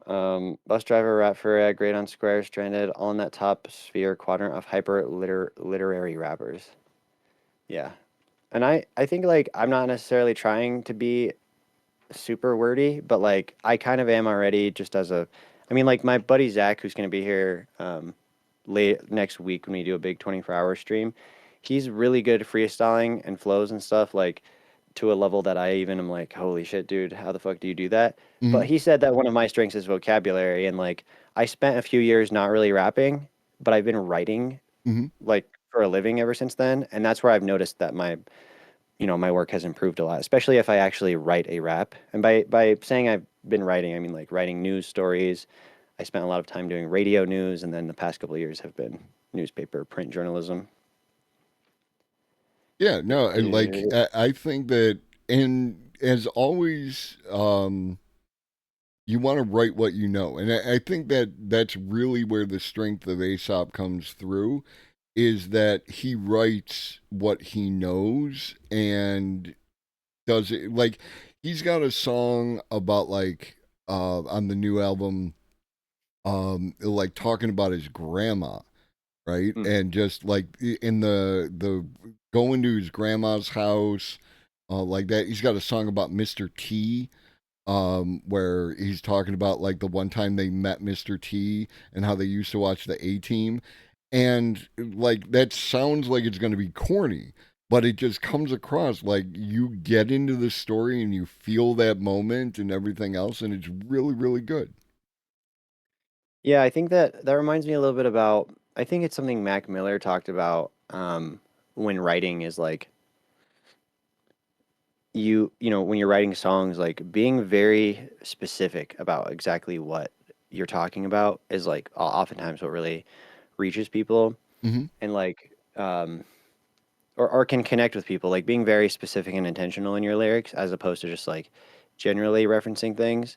It's kind of a it's like a vulnerability thing, I think, actually being able to be open about whatever it is that you're talking about, especially if you're, talking about family or loss or like um or just general situations that happen because it makes me think about like in terms of writing a funny song, like when just like off the wall shit happens to you, Hmm. like, and you have these weird stories of like, and then this weird thing happened and that weird thing happened. That would be a good way to start to start like, to start writing a song. Because that's a lot of times I have difficulty with that, just like getting started on something. Like, what do I start with? I don't know. Usually it's a vibe, but thinking of an old story could be anything. Yeah. Might be an interesting way to do it as well. Yeah, no, definitely. Like when you have a story that like how do we survive that, or goddamn, that kind of stuff, or the story like, oh, tell them the fucking story about Tim, that kind of story, and being able to build that out into an entire song. um yeah, I because it's real. Like you're right from, you're talking about something, you're talking about a unique experience, and people like to hear what you and I do on this platform. Is people like to hear our own unique perspective and like that, Yep. and it needs to be authentic. People like that more than they like, highly, like Drake or something like that. Drake. Ah, uh, Drake. it's I well, yeah, Lobster mentioned Juice World. Juice World for me has quickly gone from like somebody that I improperly miscategorized as mumble rap, not knowing anything, um, to like probably my favorite artist ever in terms of hip hop. But like it's there's you can't compare certain rappers like Aesop Rock versus Juice World. Like there's a big difference in there. Is Juice World in here actually? No, Juice World.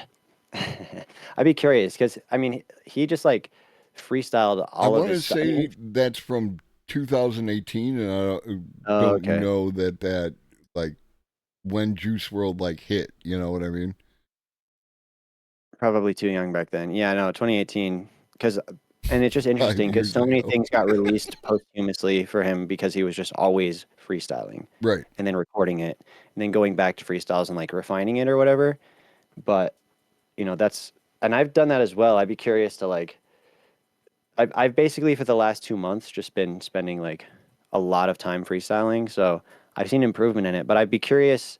I mean, one of the main things I've noticed is my ability to expand my vocabulary or use rhyme schemes that I wouldn't have been able to before.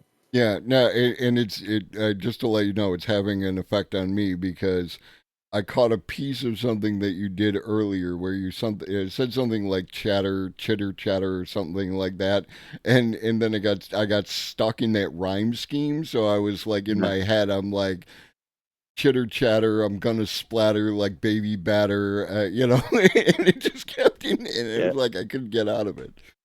Yeah. Yeah, that's the kind of thing I'm talking about, especially multi-syllable rhymes or like I don't know, just it's crazy when you're doing it and then you like words are just flowing out. Like you're Hmm. not really they're in your brain, you can't consciously access them, but they're just like they're there at the right time, Yeah, in the right timing, and it's like, whoa, that shit is wild. yeah, it's like that no Um, mind thing from the Last Samurai. You know what I mean? It's just you achieve a Zen state, and it just comes out of you. I don't know if I'm capable of that, Rinrap. I don't know. I don't like in terms of hate, like constantly dissing everyone, because I'm actually still the best of the best. I don't know. It's an awfully Um, hot coffee pot. yeah.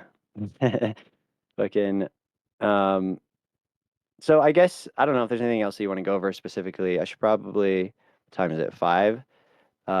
Get to work on my reporting process. I guess I could talk about other specifics if you want. Like, one of the things that I ran into is like when I used the, you know, when I used the YouTube transcription thing Hmm. and I had it review a whole meeting, like I would get it. What I was telling it is like, look for these departments because in each meeting, let's say you have a 3-hour meeting, right? At like 15 minutes, we start this department, and then it'll go from that department, and then at this time we start this department. And I asked it to find where the beginning of those sections were, and it did not do that accurately. Like it kept referencing like here a discussion about anytime it heard that word or those words Hmm. referenced in relation to like another department, it would say that this is where the discussions about this started. And that really caused a lot of annoyance for me in terms of just having to like do extra work to sort things out. Right. Um, I guess the most practical use of it, based on the way I was using it, was when I mentioned the spreadsheet thing of like, I used to have to look at the whole spreadsheet, right, and find like, okay, and like I would easily miss stuff because it's just a million numbers in front of me. Now I Hmm. can just copy it in and say like, list this in order or list the most prominent expenses, the things that have changed most by percentage year over year. Um, Yeah, the code the interpreter is is definitely the jam, right? Like that aspect of it. That's what's interpreting the tables and stuff. And I haven't used it other than tangentially in my GameBot, but there could be something in there because when I'm talking about board games, I'm talking about like the rule book will say something like is section 4.7.3, 4.7.2. So it's like got that kind of construction and that kind of depth to these rule books. So having that additional data analysis might have something in that aspect. I don't know. this is for the like tabletop games that you were talking about Yeah. earlier. Um, Have go you ahead. used Descript? I haven't used it yet. Okay. Because Descript seems to be I very installed it. good, at least, of identifying different speakers very well. And I'm not sure if that would be better or if there's like an advantage in that. What is this? Um, AI assistant for automated meeting notes. Use Airgram to automatically record, transcribe, and summarize meetings to streamline workflow. And this is something I that I use need because I this is want, like what Otter does. It yeah. seems like. Otter was mentioned because, like right now, while I'm gonna have to go back and use Descript, like even on this VOD because I didn't get a chance to do it, having some sort of transcription program running in the background taking down all the words that I'm saying is going to make it easier for me to put that into the Glovis GPT AI that I want to build. Um, yeah, I guess if it does unlimited for 18 a month, then that's got to be better than Otter. Maybe it doesn't have some of the same features. I mainly want Otter for the purposes of transcription and nothing else. I don't need all the summarization stuff that it does.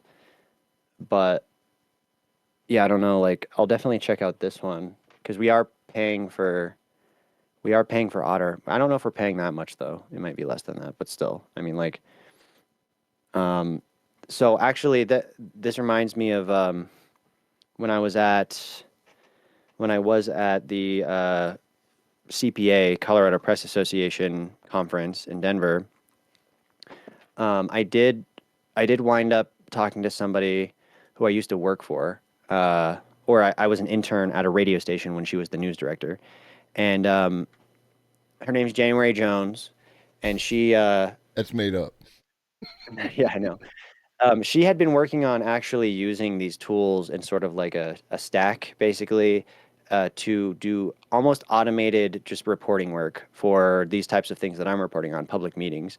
And so she was using Otter, for example, to attend meetings if they were broadcasted on YouTube. Attend the meeting, or it was on Zoom, attend the meeting that way. Hmm. Record the whole thing, transcribe it, generate a summary, and then it would like automatically publish all of these things so that it would come out with a summary of each meeting.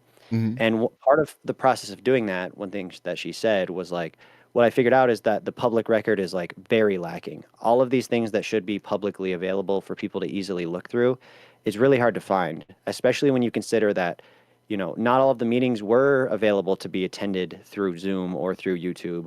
Hmm. She actually had to send people out to record the meeting, or they would even just broadcast it with OBS into YouTube to get the YouTube transcription and then have like some AI tool pull that and summarize it.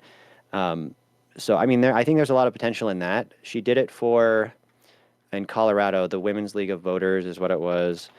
I think is maybe who like funded the project, or it was like they had like given a grant to do it. Um, Summaries. I'll see if I can find it, but um, yeah, I think that's another. There's a lot of potential in that Yeah, use of it as like well. I, I'm hesitant to use the word again. The issues with the lexicon of democratization and that kind of thing. And there's always, potential issues with the citizen journalist, but that aspect of it does have a lot of upside. Like if you have people going to these meetings and then have, a simple workflow that happens automatically and all they have to do is record, right? And then it goes and it becomes a public record and then you can search that public record by AI. We have a potential, at least, for a lot more transparency across government agencies and these small town meetings, which are generally more hit and miss. Yeah, I mean, even from the perspective of like, even if you do have a reporter, if all they're trying to do is generate a summary of the meeting, like that can be enough. And this gets to what the question you had asked earlier about like, um, or when we were talking about doing the prompts, right? Or telling it exactly what I want out of an article. Hmm. Like, ideally, if I'm not in my investigative reporter brain and being verbose and shit, I would just have like a super general summary of each meeting or each part of the meeting. Like, they talked about this, this, and this. And like, that's what AI can really do super easily. If it's just technical writing, especially with a little bit of assistance from a person, Hmm. they have the transcription, they were at the meeting, they can say like, they could just go easily pull like what the most important point was, even rewrite it a little bit if they need to, edit it, and then publish that. And the other thing that they were including with these was like, here's the full summary of the meeting. Here's these points that we pulled out with quotes, and then here is a time-stamped, transcript, or here's a timestamp of this specific main point that we pulled out, so you could click it and go to the actual recording on YouTube and like check it for yourself. Which is usually what we're trying to do when we report on any like meeting, or if we have to report on something that happened, is like, here are all the general points, and whenever there is a recording available, we'll always link to that so that people can go like, at the end of the day, we're doing our best to be objective here, but go check it out for yourself, basically. Yeah. My And, chat is talking about ferrets and the specifics of ferrets, in case you wanted to know. and that is a transparency, right? Like that's what it all comes down to is like when you have um any of these particular less than savory individuals who are telling you something and not providing you with any link back to any verifiable information. That is on one end, and that idea that, like, here's a summary, but if you would like to know more, you can look in here, and if you want to know even more than that, you can watch the video and just, it's all right here, man. I have nothing to hide. And there might be like trying to spitball money making ideas. You could establish like a Patreon or a tip jar or something like that to fund that kind of thing, right? Like, Right.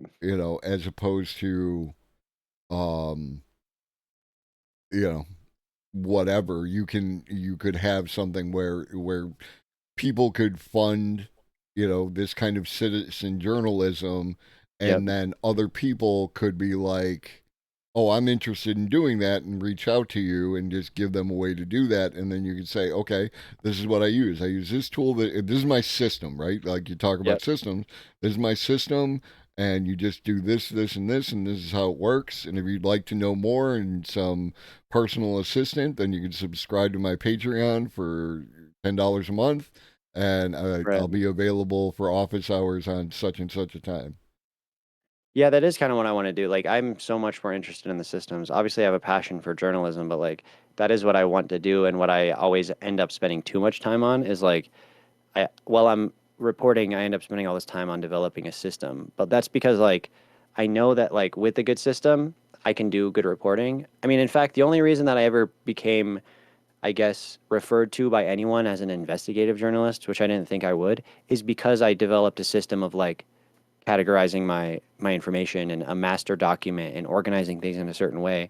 That Mm-hmm. was the only reason I was ever able to do any investigative reporting, was like having a system that allowed me to categorize all that stuff.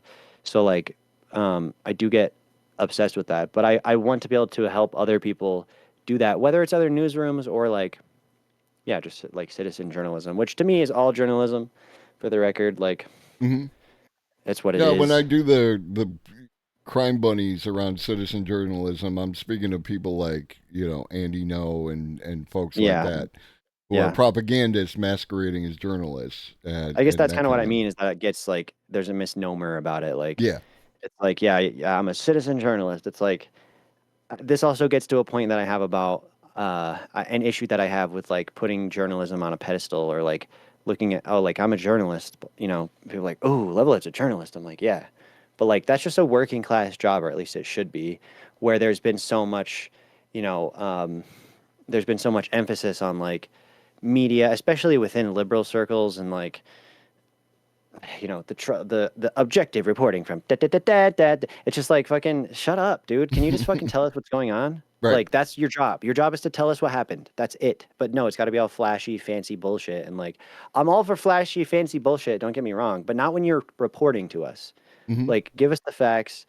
But of course, that's a function of the profit motive. So Yeah. we won't get into that. But I do think, like, I mean, given what we have that is available to us for um, cheap or free, there is there are I know that there are people out there who would like to go to their town meetings and record that shit and get that information out to their wider community, and they have no idea how to start, right? Like, that is 100% the issue. Yep. I don't know how. I personally have a huge problem with starting. um and like, if you were to create that system, then that would be a thing that people could just take and run with, right? Like, you're franchising this idea, and then you don't have to, you should be compensated, of course. Like, I'm not unreasonable, but you don't have to crush it, right? Like, it's $1,000 a year, and you get the level head program, and you Yeah, yeah, just, yeah. people can support you with somewhat, then that's cool. Whatever you work out as your compensation package is up to you. But like, you set up a website, you get the level head system, you take your phone, you go to the your town meeting, and it just does the workflow, and now it's recorded somewhere that But people first, can you must find be it. initiated, and the way you do it, you have to go to a public meeting and tell them they're wrong loudly. Just tell them they're wrong. Just Find a way that they're wrong and tell them. yep. Like you have to be right about it, and then yeah, we have a alt Miss Frizzle's alt Mister Frizzle is a thing now in my I, chat. I saw that. What up, alt Um, Mister Frizzle? First chat, let's fucking go. Sadabot did the thing. You created your account 56 minutes ago, earlier Yeah, today. So, hi, Alt Mr. Frizzle. Welcome welcome to. to DGen It was land. there was another thing is like we talk about degens and like that, and people talk about generative AI. What about degenerative AI? Like, where's that? Where's the degen AI? For real. I mean, Buttspot is the prototype. I feel like we just we gotta expand on that shit. Buttspot needs to be able to like roast you for real. Yeah, Sometimes it seems like it knows what's going on, and then a lot of times it's just like Buttspot. See, Buttspot just shows up the second. Miss Bud has a husband. Hi, Butt Frizzle.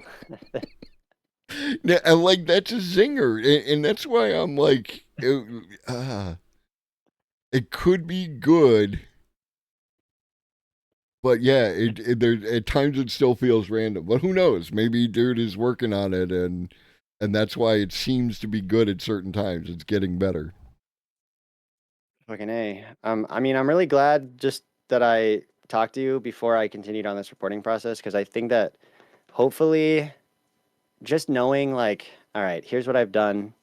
I'm going to approach my first discussion, I guess, with I almost called it Buttspot, um, with ChatGPT from this like sequential conversational perspective. Like, let's go step by step with this. Like, or how do we do the steps? What can you help me with? Yeah, And then hopefully, it won't take me as long to finish this article, which isn't due tomorrow, luckily. But I'm going to try and get it done tonight because I also have to report on a feature story of that meeting I was at yesterday. I don't know if you caught any of that. We had the basically we had descendants of the Ute bands who originally lived in this area, hmm along with some other, I can't remember the other group there, and then a bunch of basically there to tell the white people that their history is wrong and that they are, yeah, it was really interesting. But so I have to report on that tomorrow, and then I also have to report on a town meeting, and then I feel like there's one other thing. Yeah. So now that I'm freelance specifically, I have to finish those to get paid. No hmm more. Yes, I know I needed to write a 700 word feature story, but I actually wrote a 1500 word and went super in depth. And like, which has been fine because like that's kind of what a lot of people in the community always talk to me about when they see me is they're like, "Oh, I love your investigative work or whatever. Like, you do a great job with that stuff." But now I'm just like, nope, I'm not going to put as much effort into giving a fuck because I don't anymore. Just kidding, I do. But I'm not going to get put as much effort into like, you know, it just kind of sucks how reporting has to be that way in most cases. Like, there's not money for people to sit around and like develop systems and create investigative stories. There only is money to like just get the basics of every little thing you possibly can into the newspaper. So it's good and it's bad, but that's kind of where I'm coming from now with my reporting work. And I think that that's what you need to do. Um, Two Utes. Yeah. for your for the newspaper, but like setting up the Levelhead website, right? Like with the stuff that we talked about, I with all your free time, just Yeah. work that in if you could.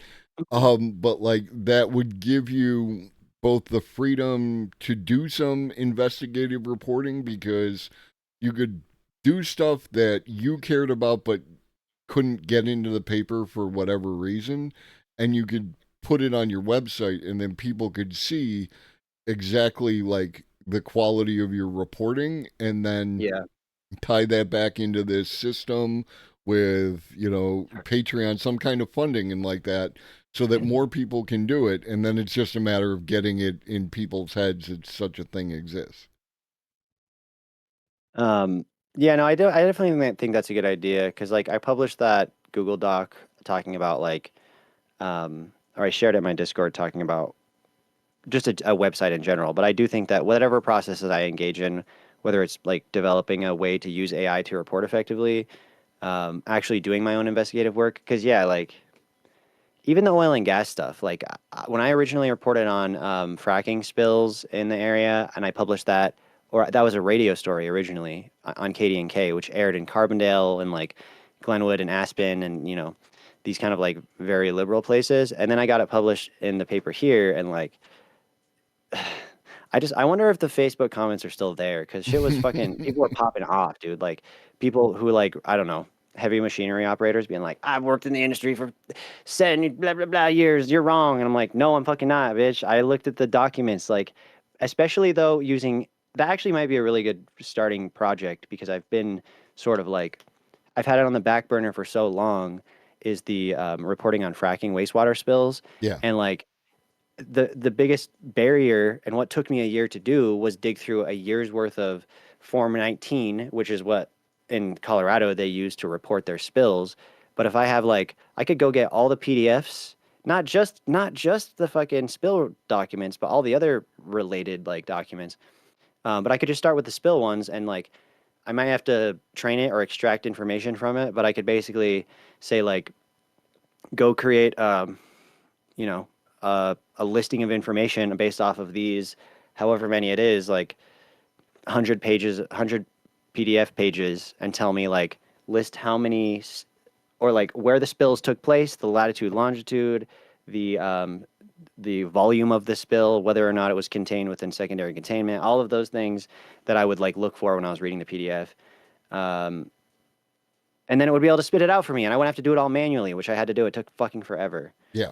So, yeah, I wonder if it could Exactly even give that. me like, yeah, yeah, yeah. No, no, no. I was actually thinking about that the other day when I was talking to it. I was like, oh, it clicked in my head. I was like, oh, I could use it for that. So, I also want it to be my personal assistant and help me with just being a responsible adult.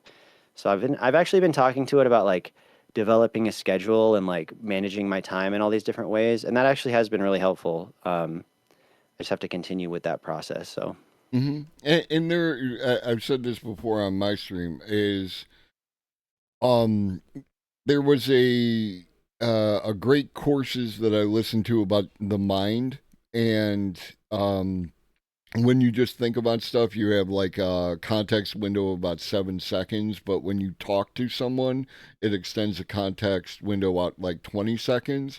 And with the added feature of the chat GPT, that you can talk to, it creates a written record of it so that you can always right, go back and look at the thing. And exactly. that gives you someone to talk to. And like, one of the issues that people run into is like, I don't know if this sounds weird, so I don't want to talk to another human being who might get judgy on me. Right. But the chatbot doesn't Or give a shit. project their emotional bullshit onto you. Exactly. Or Yeah. want to tell you how their problem is worse. Like all the You issues. think that's bad? Guess what happened to me today? But the chatbot is just there for you. Like it's like, Yeah. oh, and it wants to be helpful. It's designed to be helpful. So When I said I was going no contact, they thought I was talking about my abusive family members, but actually I just meant all of society. It's all chatbots from now on. Just kidding. I don't condone that. Yeah. Even if I demonstrate it occasionally. Um, since Turbo dropped, half my sessions get labeled use Turbo. Mm-mm. The chatbot is yeah, there until it becomes Skynet. I because guess. when you And then like it's it, there for you, like Skynet, open up.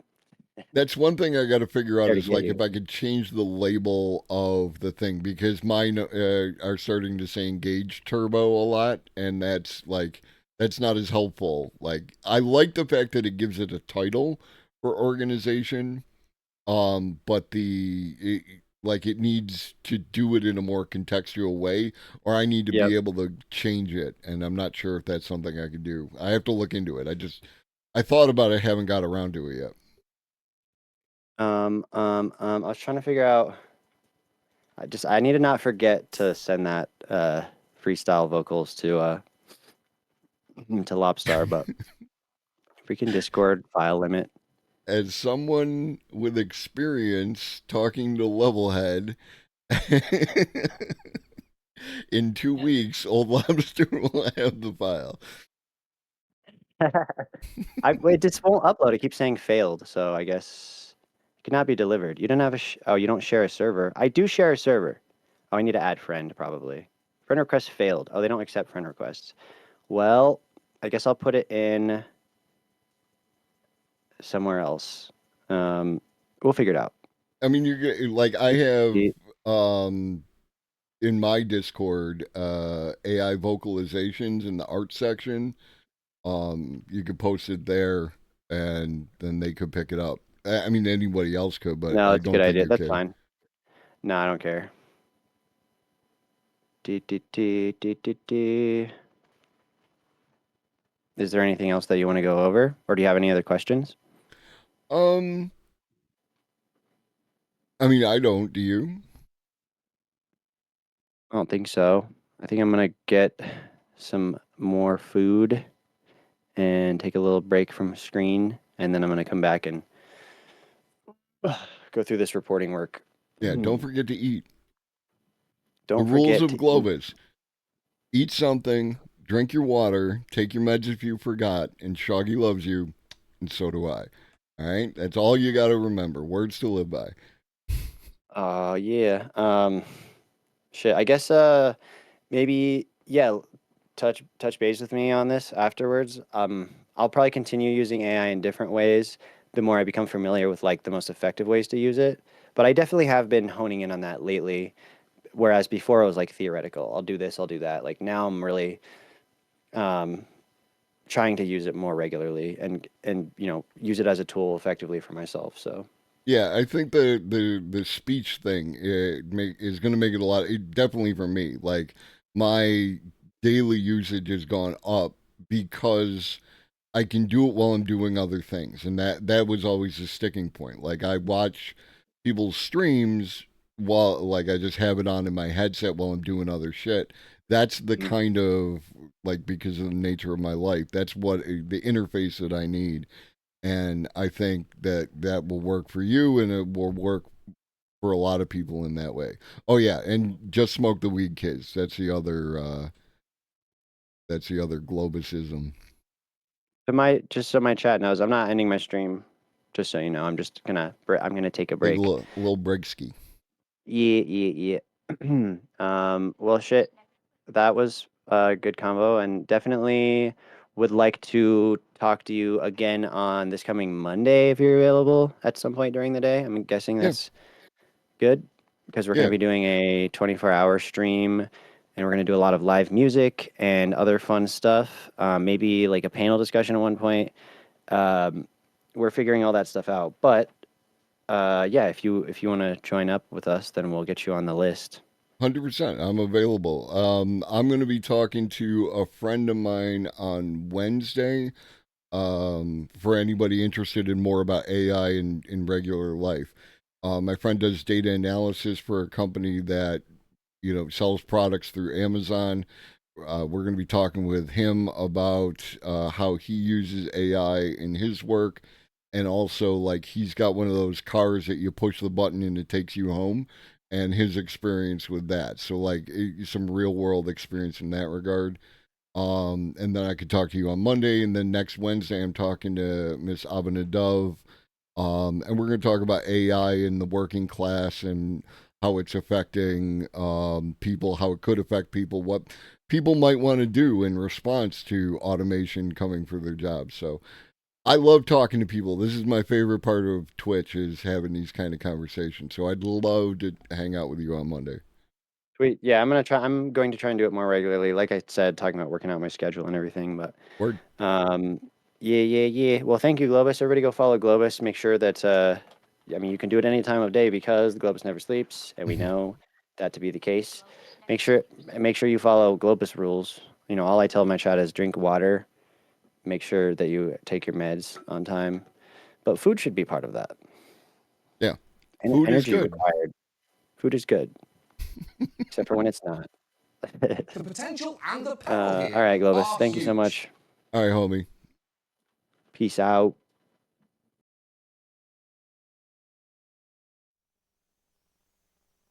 All right. I hope that was fun for y'all. That was fun for me, as I said. I do enjoy those kind of conversations. W. Massive W. I'm going to take a quick break, just go use the bathroom, and then I will be back. We'll finish up the news and we'll watch that video, and then we'll hopefully have time to play around with ChatGPT. I just, there's always more content than there is time. And here we are. I'll be right back.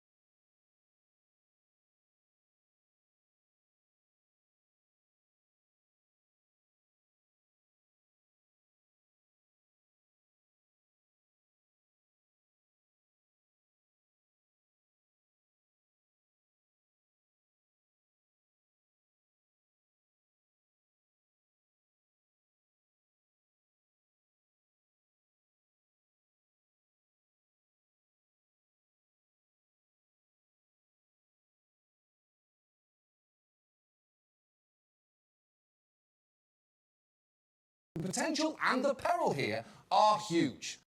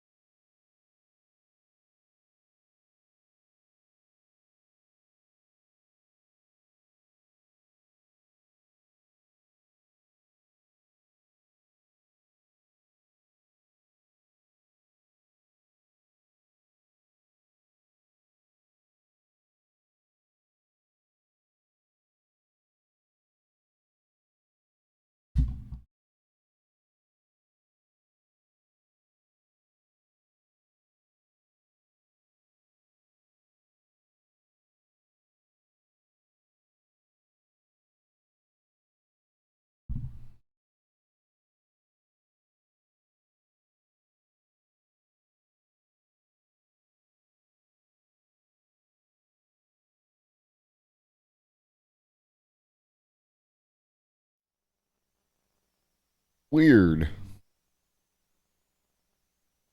I think the Globus Never Sleep song is missing.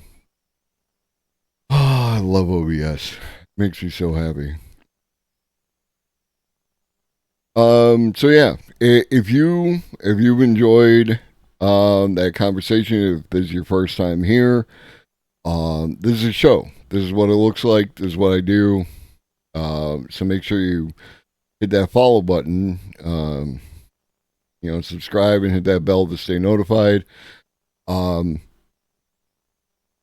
are 4 slots left in the sub goal. If you got it like that and you want to subscribe and get the cool emotes, and I'm responsive to people, so if you you create emotes and they're relevant to the channel, I can put them in, and we have a Discord, and it's cool. and we have a great time.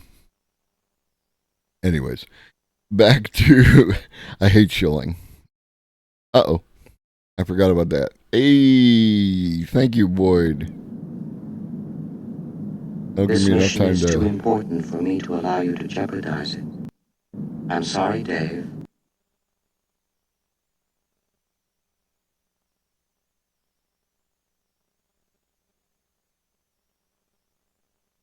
Thank you. Thank you for the biddies. I appreciate that.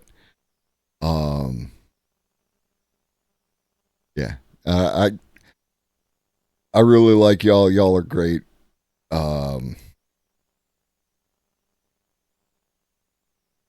Makes you feel like people give a shit. And that's important. And not just for like my own ego, but I want y'all to give a shit about AI because I do think it's important. I think it's going to change the world in ways that we can't even like predict at this point in time. And the more you know, the better you will be able to adapt to the changes as they come. And that's what I want for you. I want you to thrive.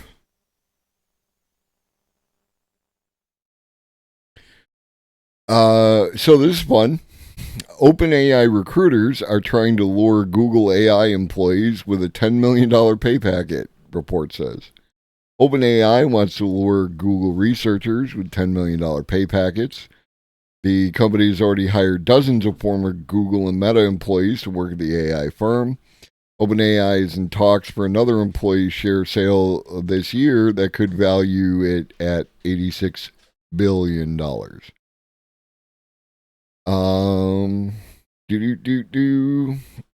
If its recruiters are successful in enticing top Google AI researchers, they could benefit from compensation packages of between $5 million and $10 million after the latest share sale, according to the information. So that's wild.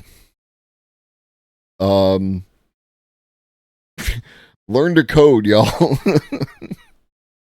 Seriously though, my man. First of all, if you do go into the Discord, we have a section on coding, and in there is a bunch of free AI courses that I ran into, and some of those AI courses are through Google Deep Learning, and like the guy who does those is very like it's a big deal. He wants people to know about artificial intelligence and learn and participate and increase the talent pool, and like mad respect for that kind of behavior. To give away information for free is like unchain the knowledge, tear down the walls. Well, that's I've done 4 of them, 3 of them for board game rules lawyer teacher, and then one of them to suggest movies. You tell it 10 movies that you really like, and then it suggests movies. So I'm like, admittedly, it's like really base level shit, but like I feel like the board game teacher one, because it's easy to get the PDFs for the game, and a lot of these games are fucking complicated, and having someone that you could talk to teach you the game is, I think there's a niche there that I think that I can exploit, and I just want to be first to market with it all. So I'm going to continue to do that because it's relatively simple. I busted out 4 of them in 20 minutes. No, I closed my Google Keep. Come back, Google Keep. What is this one? My North Star for the Future of AI from The Atlantic. The most powerful companies in the world are shaping what... Well, once I get this ball rolling, then like I definitely at some point in time would like to work with ChatGPT on creating a board game because I know what mechanics I like, and I know, like, again, I have 200 board games, right? Like, I have experience in this field, and I would like to see what could be done with that. And I have a general idea. I know a guy who's had a couple of board games made. Like one of them went on Kickstarter. Uh, there's a game called Doomlings. He didn't make Doomlings, but he works with the people who created Doomlings. He's their social media guy. Um, I highly recommend Doomlings. You can find it at like Walmart and Target and stuff like that. It's a really good game, and I want my friend to continue to be employed. The most powerful companies in the world are shaping what artificial intelligence will become, but they'll never get it right without the ethos and values of university scientists. I did not expect that sentence to end that way. Story.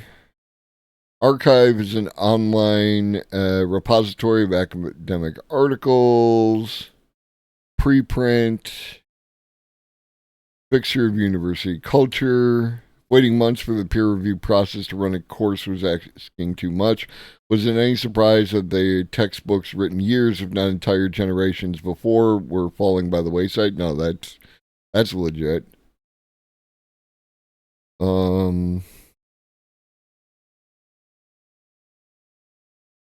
Andre completed his PhD and was heading into what must have been the most fertile job market in the history of AI, even for an aspiring professor. Oh, what up, Maddie?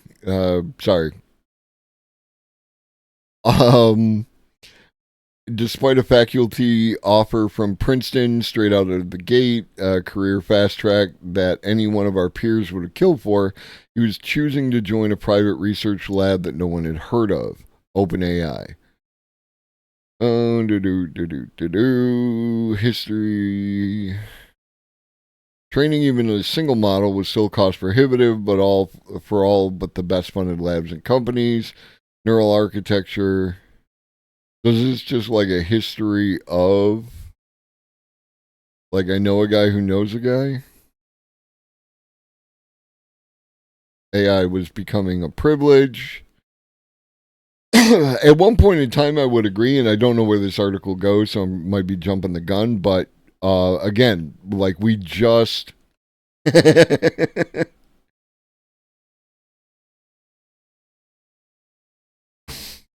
see what happens, right? This is where we're at. I need regular GPT.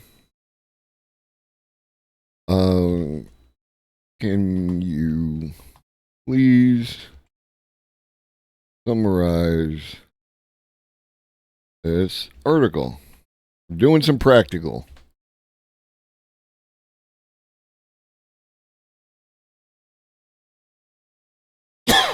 Something went wrong. I wonder if the Atlantic blocks them.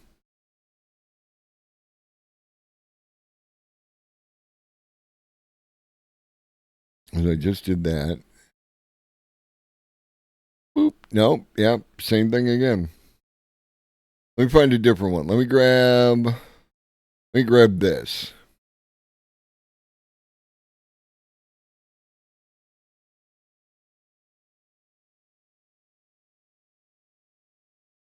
Uh-oh.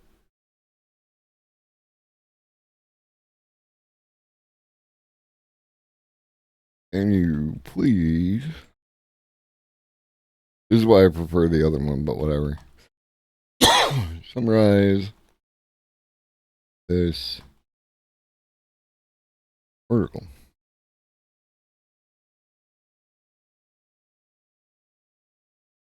Oh, is that it?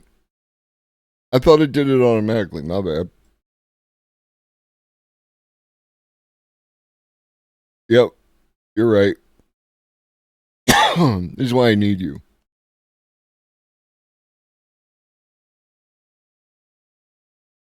This is why I need you. Something went wrong.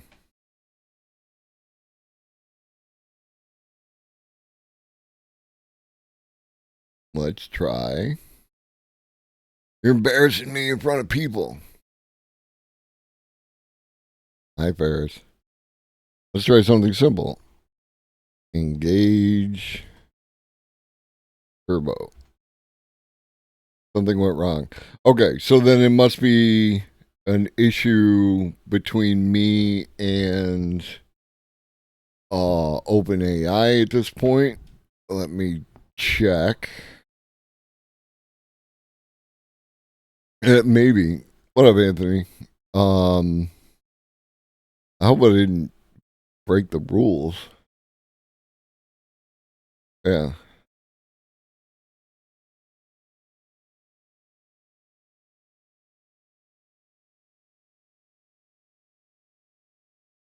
Okay, and the mobile's working.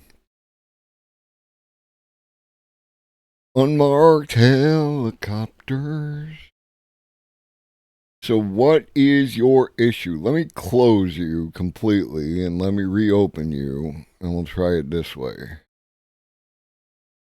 And we'll ask you, and we'll click one of your suggested buttons, and we'll see what happens. Something went wrong. Yeah, so there's something wrong with the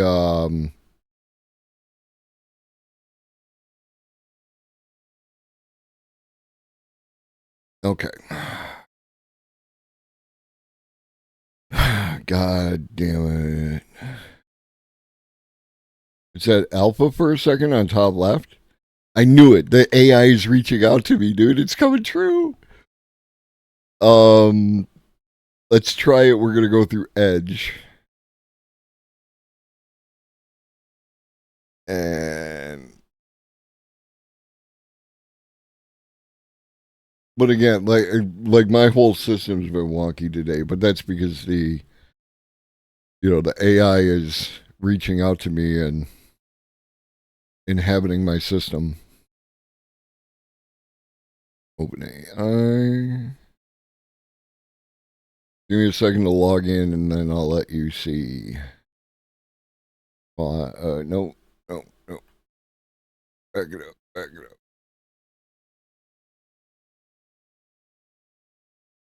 Interesting.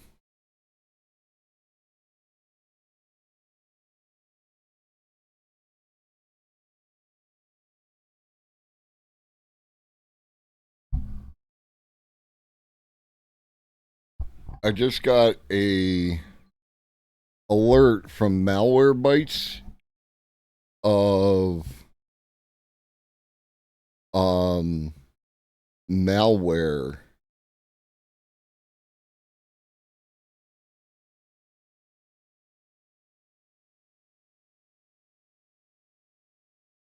Interesting.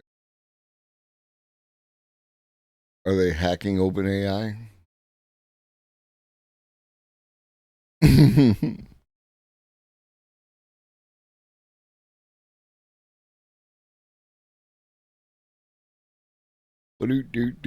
That's why your boy has all sorts of fucking security. Make sure you get your two-factor authentication going on, folks. Wild out here.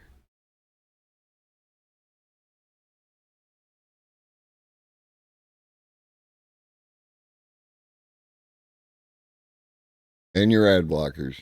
All of the things. Okay. So let me turn off studio mode.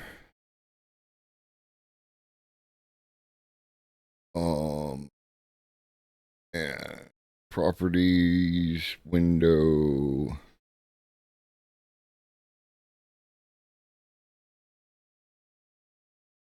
Microsoft Edge. There we go.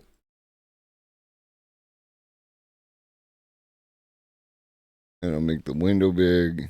Oop. Well, no, wait.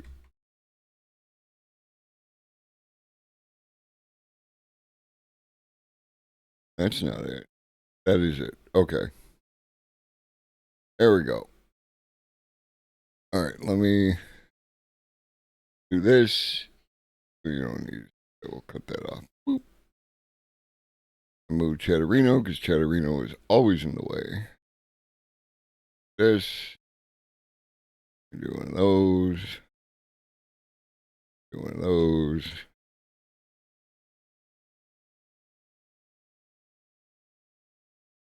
Now we make it bigger.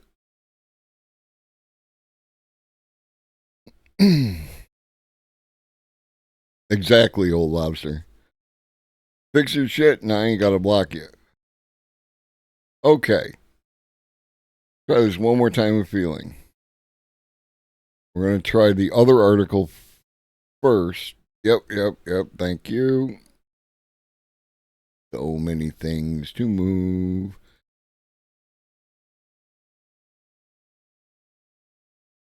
And we'll just go ahead and engage turbo. Okay. So whatever the problem is, it's on my end.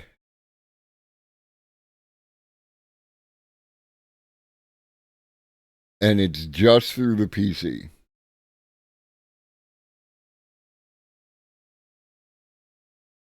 So we're going to have to leave this particular experiment for now.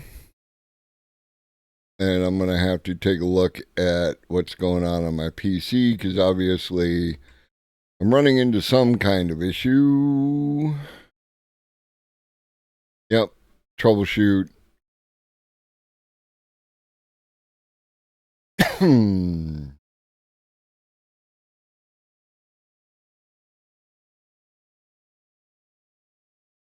Cool. I appreciate that.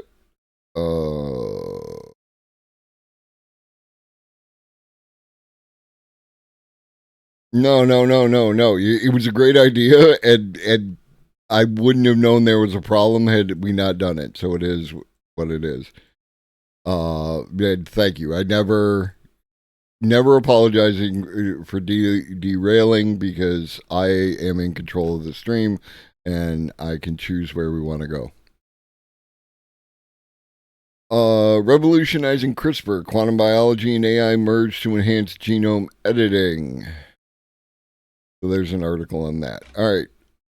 Let us be done with this. And let's watch this friggin' video with the robots.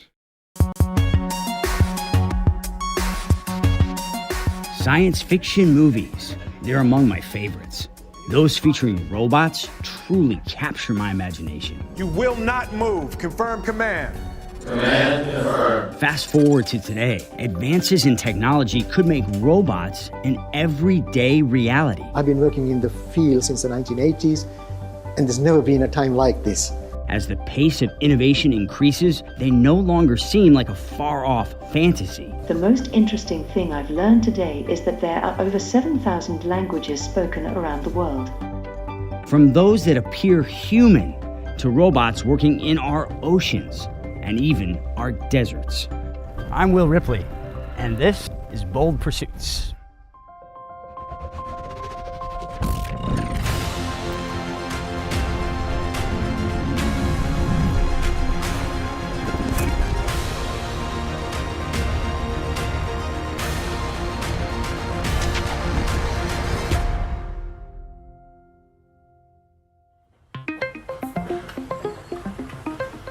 Robots working in factories are nothing new. They pick up and place, carry out packaging tasks, paint and inspect. They've been around for decades. But thanks to new technologies like artificial intelligence, scientists and researchers are pushing precision robotics in manufacturing to a whole new level.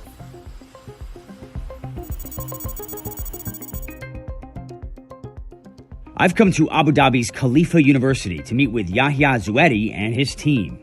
Dr. Yahya.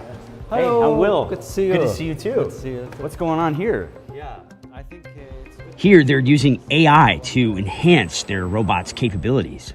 And what type of technology they are playing with this? Of course, ChatGPT, the driver. That has changed everything. This is the game changer. So since the beginning of this year, ChatGPT, one of the game changer, and we are utilizing this for language model communication with the robotic systems. Using AI, these robots are being built to become autonomous, requiring no human intervention. Their task?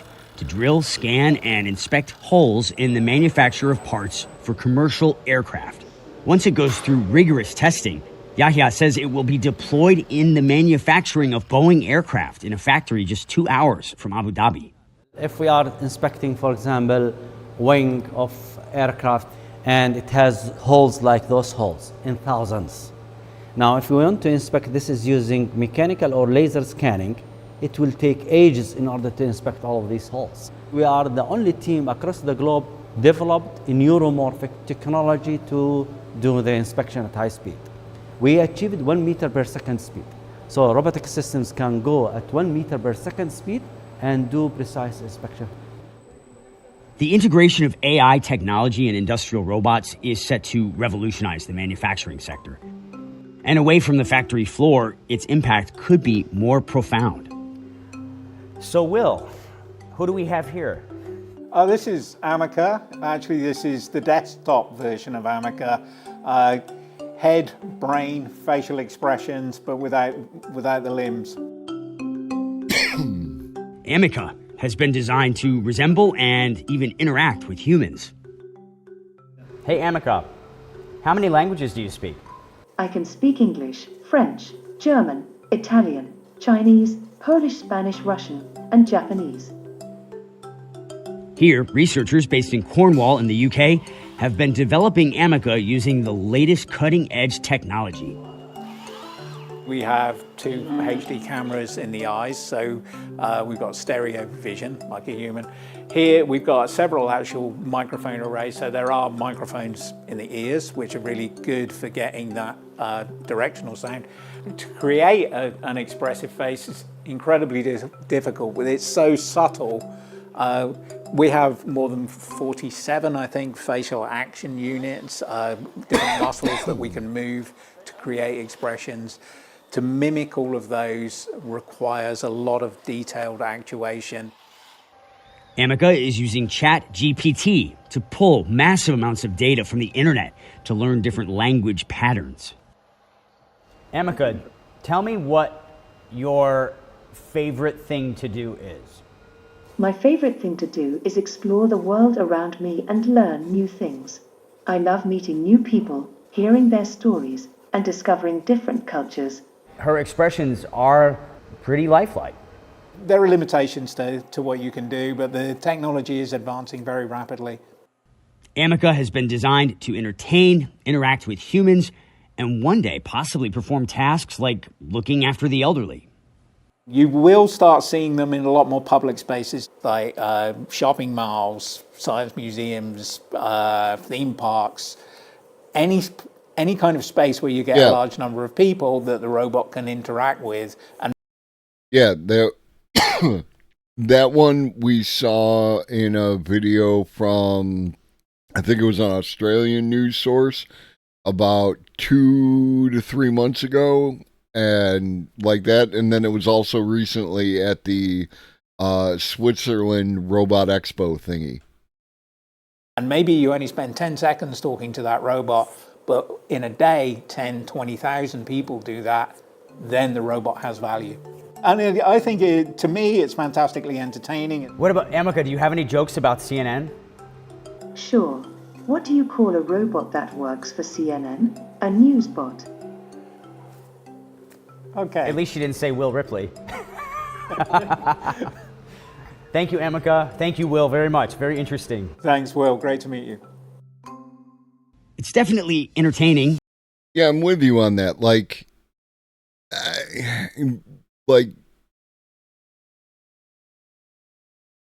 don't know. I can see the upside of this kind of thing, but because it's still so uncanny valley, it feels like really, really weird. And having it be just like a cute little robot, I think goes a lot farther. One thing I will say about the GPT conversational bot on the app, the voices I think are really well done. There's not a lot of that that artificialness that I get. I can still tell it's not a human, but there were points in time where I felt I was talking to a customer service representative more than I was talking to a robot. And I like that. Yeah, I'm with you. I'm struck by the rapid pace that technology is changing. But scientists around the world still face many challenges. And that's why I've come to the Massachusetts Institute of Technology in the U.S.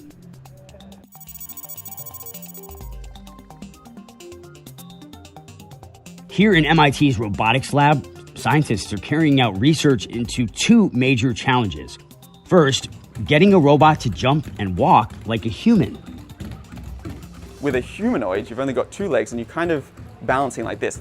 It's always naturally unstable. And when we walk, we're actually basically just falling forward. And every time we step, we're just catching ourselves as we fall forward. The humanoid is a lot harder of a platform to control just because of this natural instability. Right, so why are we doing you can feel with our robot that you're welcome to move the knee around.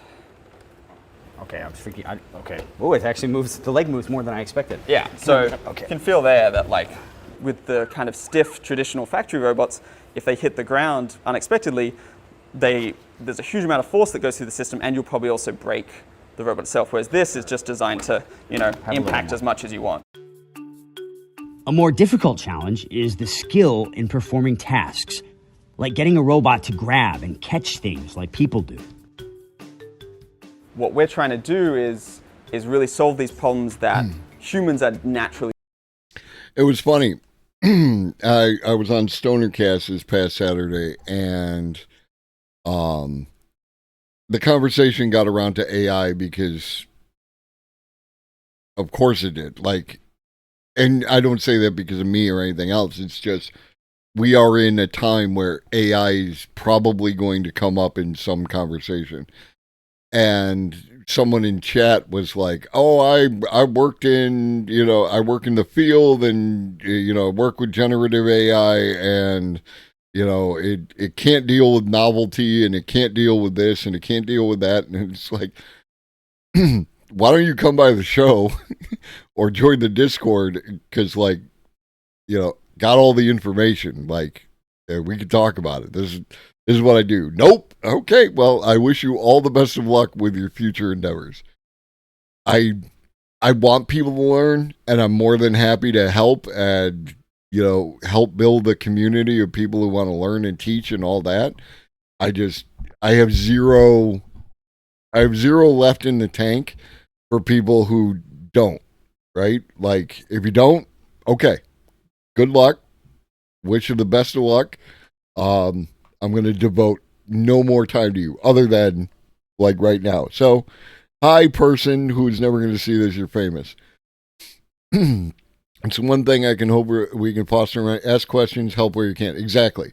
If you know something, share something. And if you have questions, ask, right? Search. At the very least, the next thing that you are going to see, I think, when in a very short amount of time, is a GPT, some sort of conversational style wrapper around search, right? Google, as it exists, is done. I think you're going to see very quickly a new way to Google, right? Scroll up on and here we are. And it's just going to be that kind of thing. And just because that's what I want. I want to be able to push the button, ask the question, get an answer, and move on with my day. That is the UI, Really good at. And if I need to, pour myself a glass of water, I will do that every time. And so what we really want to work on is these things that humans think are naturally easy, right? If you see a robot pick up a water bottle and pour itself a glass of water, it's impressive, but a lot of the times we see the humanoid doing a backflip or running, and we think that's more impressive because that's something I find difficult. And I think what we're really working on now in the lab is things that we as humans find naturally easy that for robots. Yeah, my admittedly limited experience with the GPTs and just the opportunity that I've had to do what I could, I already see like a bunch of avenues that could open up in a very narrow domain. What it's going to do to people who know how to make it stand up and do tricks, it's going to be wild. Robots are actually really difficult. What would you say to someone who looks at a robot that looks like a person and worries that that robot's going to take their job? The fears around robots taking jobs is very valid. I think in terms of the factory robots, in terms of, arms that have suction cups or four-wheeled bases that are moving material around, these are actively taking jobs away from people in these factory jobs. The humanoid robots that I think people are more scared of in terms of taking jobs, I think are unlikely to take any jobs in the next 5 to 10 years. These robots are really complex, and really getting them to work reliably enough is a huge challenge for deploying them in real human jobs.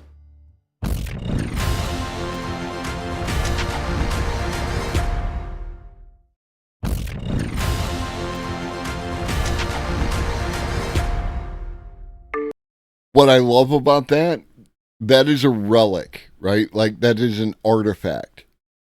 How it said the title, it did the big thing, and it did the title, and then it did it again. That is for the commercial. So many people don't have commercials in their lives anymore. God damn it. Thank you. So many people don't have commercials in their lives anymore. And I don't. Like, the only time I get commercials is during football. When I go hang out with my friends, we play board games and watch football, and I don't miss a damn one of them. Occasionally, yeah, they're funny and amusing or something else like that. The Burger King commercials are scary good at connecting to the lizard portion of my brain to make me want a goddamn burger. I have the rules lawyers built with GPT. The next stage in that, what I'm thinking is, if I, in the same way that you can use ChatGPT to take a picture of your pantry and tell you what to make, is to take a picture of the board game. It's to, like, the current state of the board. If I take a picture of it and I can ask the chatbot what to do, right? Like, I'm lining things up in order to make that happen.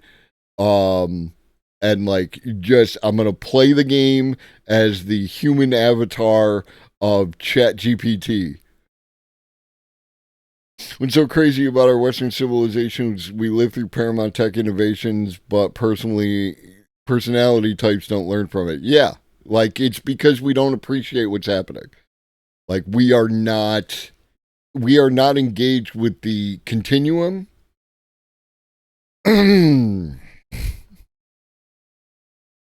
I mean, Meta does make the Ray-Bans with the little camera in them, but I'm sure that Las Vegas is going to be on that shit.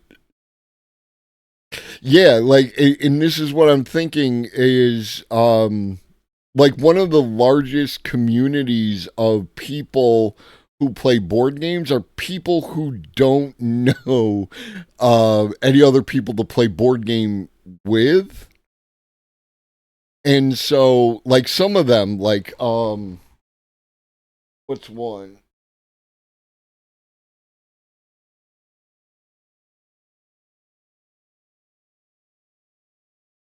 Probably one of there. Like, as an example, there's a coin series, counterinsurgency series. There's a game called The Distant Plain, which is you take one of 4 parties engaged in the conflict in Afghanistan, and in that game, they provide you with, like, flowcharts so you can have the other 3 players play Like you just do what the flowchart says. Having the GPT just tell me what to do would be like a next level at Gloomhaven. Like all these kind of things. There's so many games where you just don't have anyone else to play with. It opens them up to having someone to play against.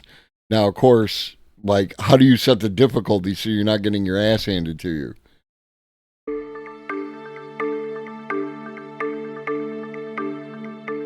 Our oceans.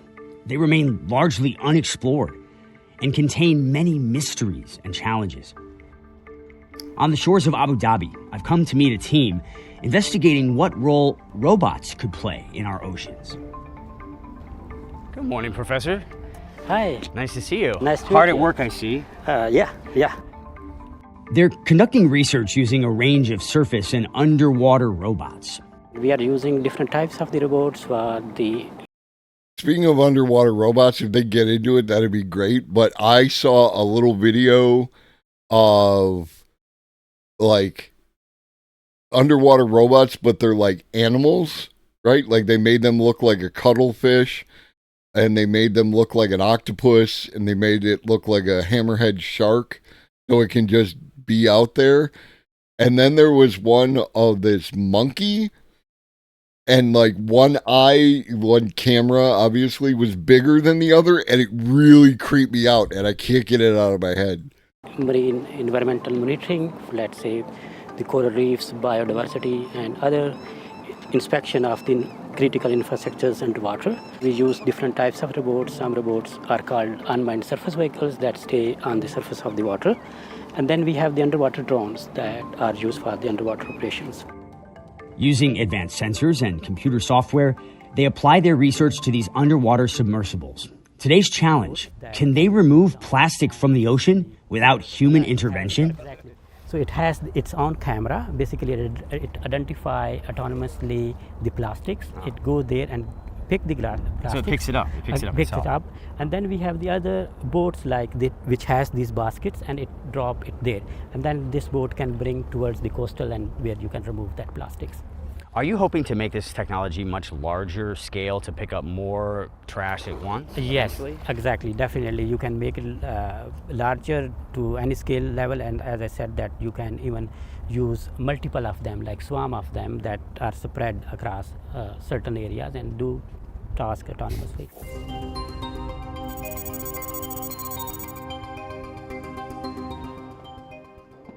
This research into autonomous marine robotics is being conducted by a team at Abu Dhabi's Khalifa University. We have about 90 researchers working in different aspects of robotics: plastic cleaning, coral reef inspection, swarm robotics, aquaculture. In this robotics lab, students attach an array of technology, including cameras and sensors. In this research pool, wave simulation technology allows them to conduct their studies. Using advanced software, computer code, and algorithms, they analyze data. I've been working in the field since the 1980s, and there's never been a time like this. The investment coming into robotics, both from government and industry, is huge and is growing exponentially, and I don't think it's going to stop anytime soon. Real, what answer would satisfy you to that question, right? Because of the developments in AI and computer vision, robotics, I think the next big frontier is the embodied AI, putting AI into robotics. Advances in technology are changing scientists' approach to robotics. The arrival of artificial intelligence is set to be a game changer. This research is not easy. Achieving their goal of building autonomous underwater robots won't be simple. There are very, very hard challenges in robotics when you go underwater.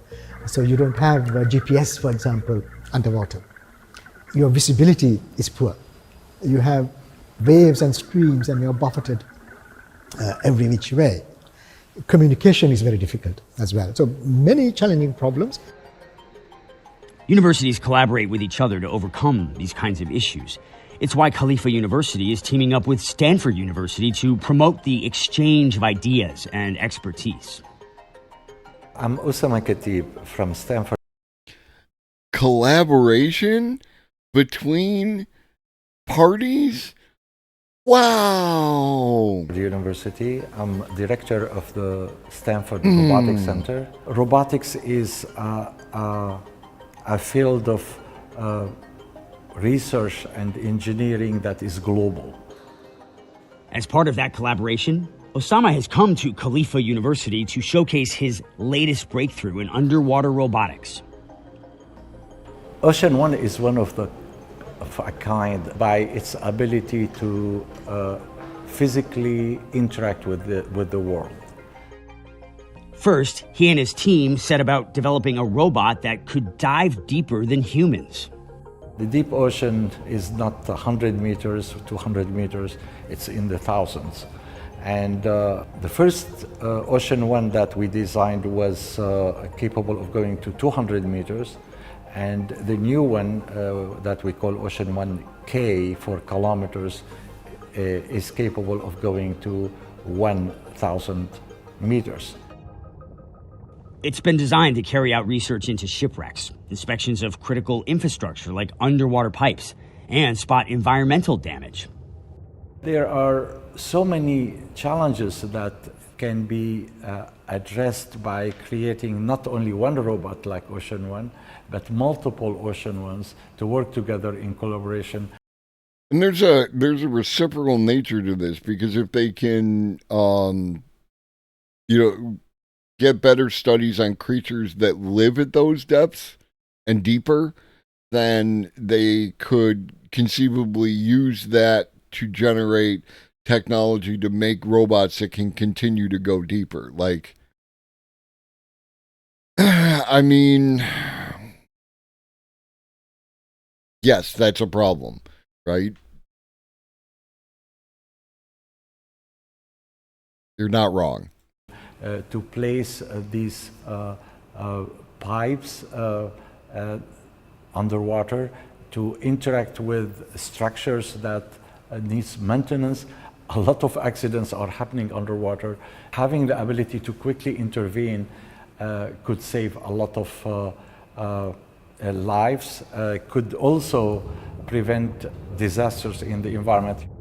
With its human-like features, it has cameras for eyes and uses haptic technology. Its operator can touch and feel everything the robot comes into contact with. The idea is to create not a diver, but really an avatar of a diver, where the real diver is able to interact with that avatar through an interface. The hands are going to touch the environment, and the haptic device will reflect that to the hands of the operator. The haptic technology is a major breakthrough. It allows scientists to remotely explore parts of the ocean where humans have never been. From any point on the planet, from any continent, we will be able to reach these robots at a distance and operate them at a distance. This means that scientists in Europe, in the US, in Australia, in Asia, can connect with these robots and can perform their studies remotely. This can also be something of education, where universities, even high school students, can connect and study and perform operations underwater. It's research like this that scientists at Khalifa University are hoping to learn from and capitalize on. Exchanging ideas, visiting other labs, going and seeing what they do, them coming and seeing what we do. I think this is a great catalyst for accelerating progress. Progress the university researchers hope will eventually unlock the unexplored potential of our oceans.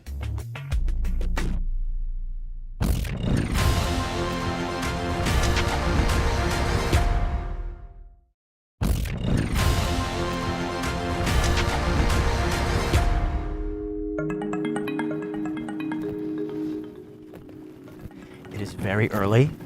We're in the desert and it's already 36 or 37 outside. In this desert outside Abu Dhabi, I find a group of researchers working with robots that mimic what certain species do in nature. Enrico. Good morning, sir. Taking a cue from the way a colony of ants work together to perform tasks, they're building a swarm of drones and robots that collaborate and work together. Basically, they work autonomously in the sense that they can do operations by themselves. We mimic the natural system that exists in nature. These social insects, for example, they have a very limited intelligence by themselves, but they can do great operations together. And what we do, what we mimic, is the way they communicate, the way they coordinate, the exchange of information they have, and let them self-organize and perform the best they can. So break down some of the scenarios that you imagine these being most effective. Disaster is one of them. We have logistics, transportation, inspection, monitoring, any kind of activity where we need eyes and we need to perform some activity on the spot.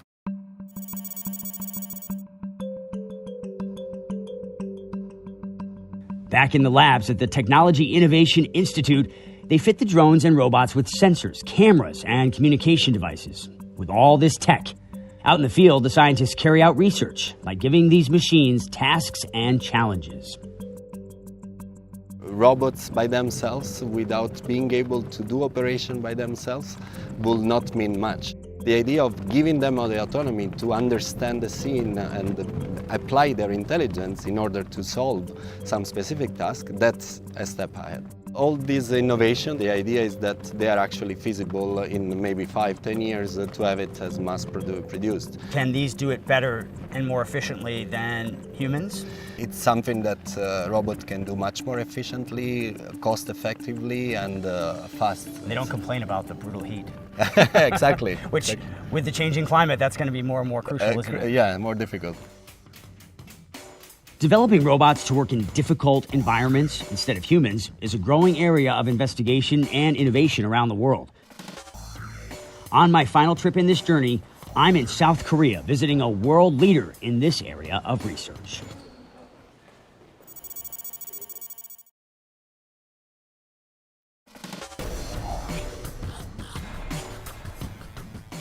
Meet Rybo, a four-legged AI-powered robo-dog that's being trained to walk in the most difficult of terrains. We designed this robot from scratch. We designed the transmission system, the whole actuator. So everything is everything is in-house design. Rybo is the work of Jamin Hwango and his team at Korea's Advanced Institute of Science and Technology, or KAIST, in Daejeon. We have seen just this year major earthquakes. Tell me how these robots could potentially save more lives in a situation like that. You can imagine that if there is a building collapse, these robots will deploy to the buildings, then look for survivors, so that the rescuers know where to enter and just focus on the likely places. How do the robots look for survivors? Are they listening? Are they scanning? Are they using sensors? They will use thermal cameras. So they will have multiple sensors. Simulating a range of environments, it teaches the... This is novelty.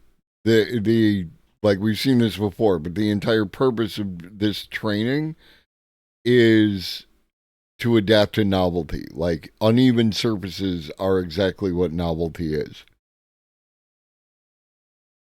The robot how to perform difficult tasks. What it's doing now is called blind locomotion. So actually the robot doesn't see what obstacle is in front of. So but it's just moving around and it touches the objects, and then it's making adjust its motion so that it can go over obstacles. And how much of this is human operator and how much of this is Rybo's AI? The human is just telling it to go forward, left, turn. That's all, and all the joints are controlled by the AI. How long does it take to usually teach a new lesson, a new environment? It depends on the task. So it can be as simple as a couple of minutes, but sometimes it can be weeks. Through rigorous testing and exposure to new environments, these innovators claim their robot is almost ready for duty. How close are you to this type of a robot being deployed to a disaster zone to assist? I think we are very close. If you want to deploy it to the real world, we need a company. For it to be commercialized, I think maybe it takes 5 years or less, because the technology is there, but it's about commercialization. Throughout this journey, I've been amazed at the rapid pace of innovation, from the development of highly sophisticated humanoid robots. The technology is there, but someone needs to want to buy it because they need to think that they can make a profit from it. To the integration of artificial intelligence. We will begin to see them more and more performing everyday tasks. However, as we integrate robots into our lives, it's important to ensure that the societal benefits of these bold pursuits outweigh any potential risks.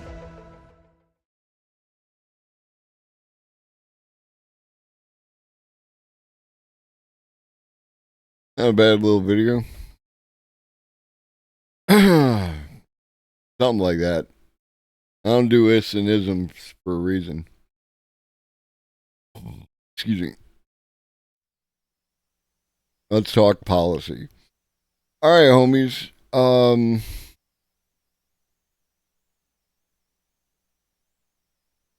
If you don't know what category to put something in, always just drop it in general. And then, like, people tend to look in general to do that kind of stuff.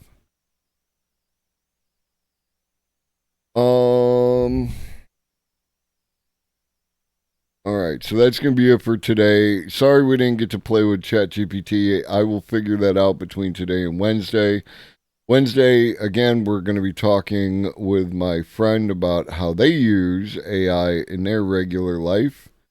So that will give you some more firsthand commentary. Sounds like next Monday we'll be talking with Levelhead. Next Wednesday we'll be talking with Avanadove. And this Friday we'll be doing probably just news and catch up on the video and whatever the hell else is going to happen this week. And then it'll be movie night. I added a channel below movie night where you can make suggestions. If you have any movies, they should be like AI, robot, that kind of stuff related. We'll put it in there, and I will track it down and I will put it out for you. Movie nights have been going great. I've enjoyed them. The people who have been there seem to have enjoyed them. So we're going to continue to do them because I love movies, and it gives me time to sit and watch a movie. So yeah, all that. I appreciate y'all. We're going to go raid Levelhead. Drink your water. Eat some food. Take your meds if you forgot. Choggy loves you. So do I. Be good. Greetings, programs.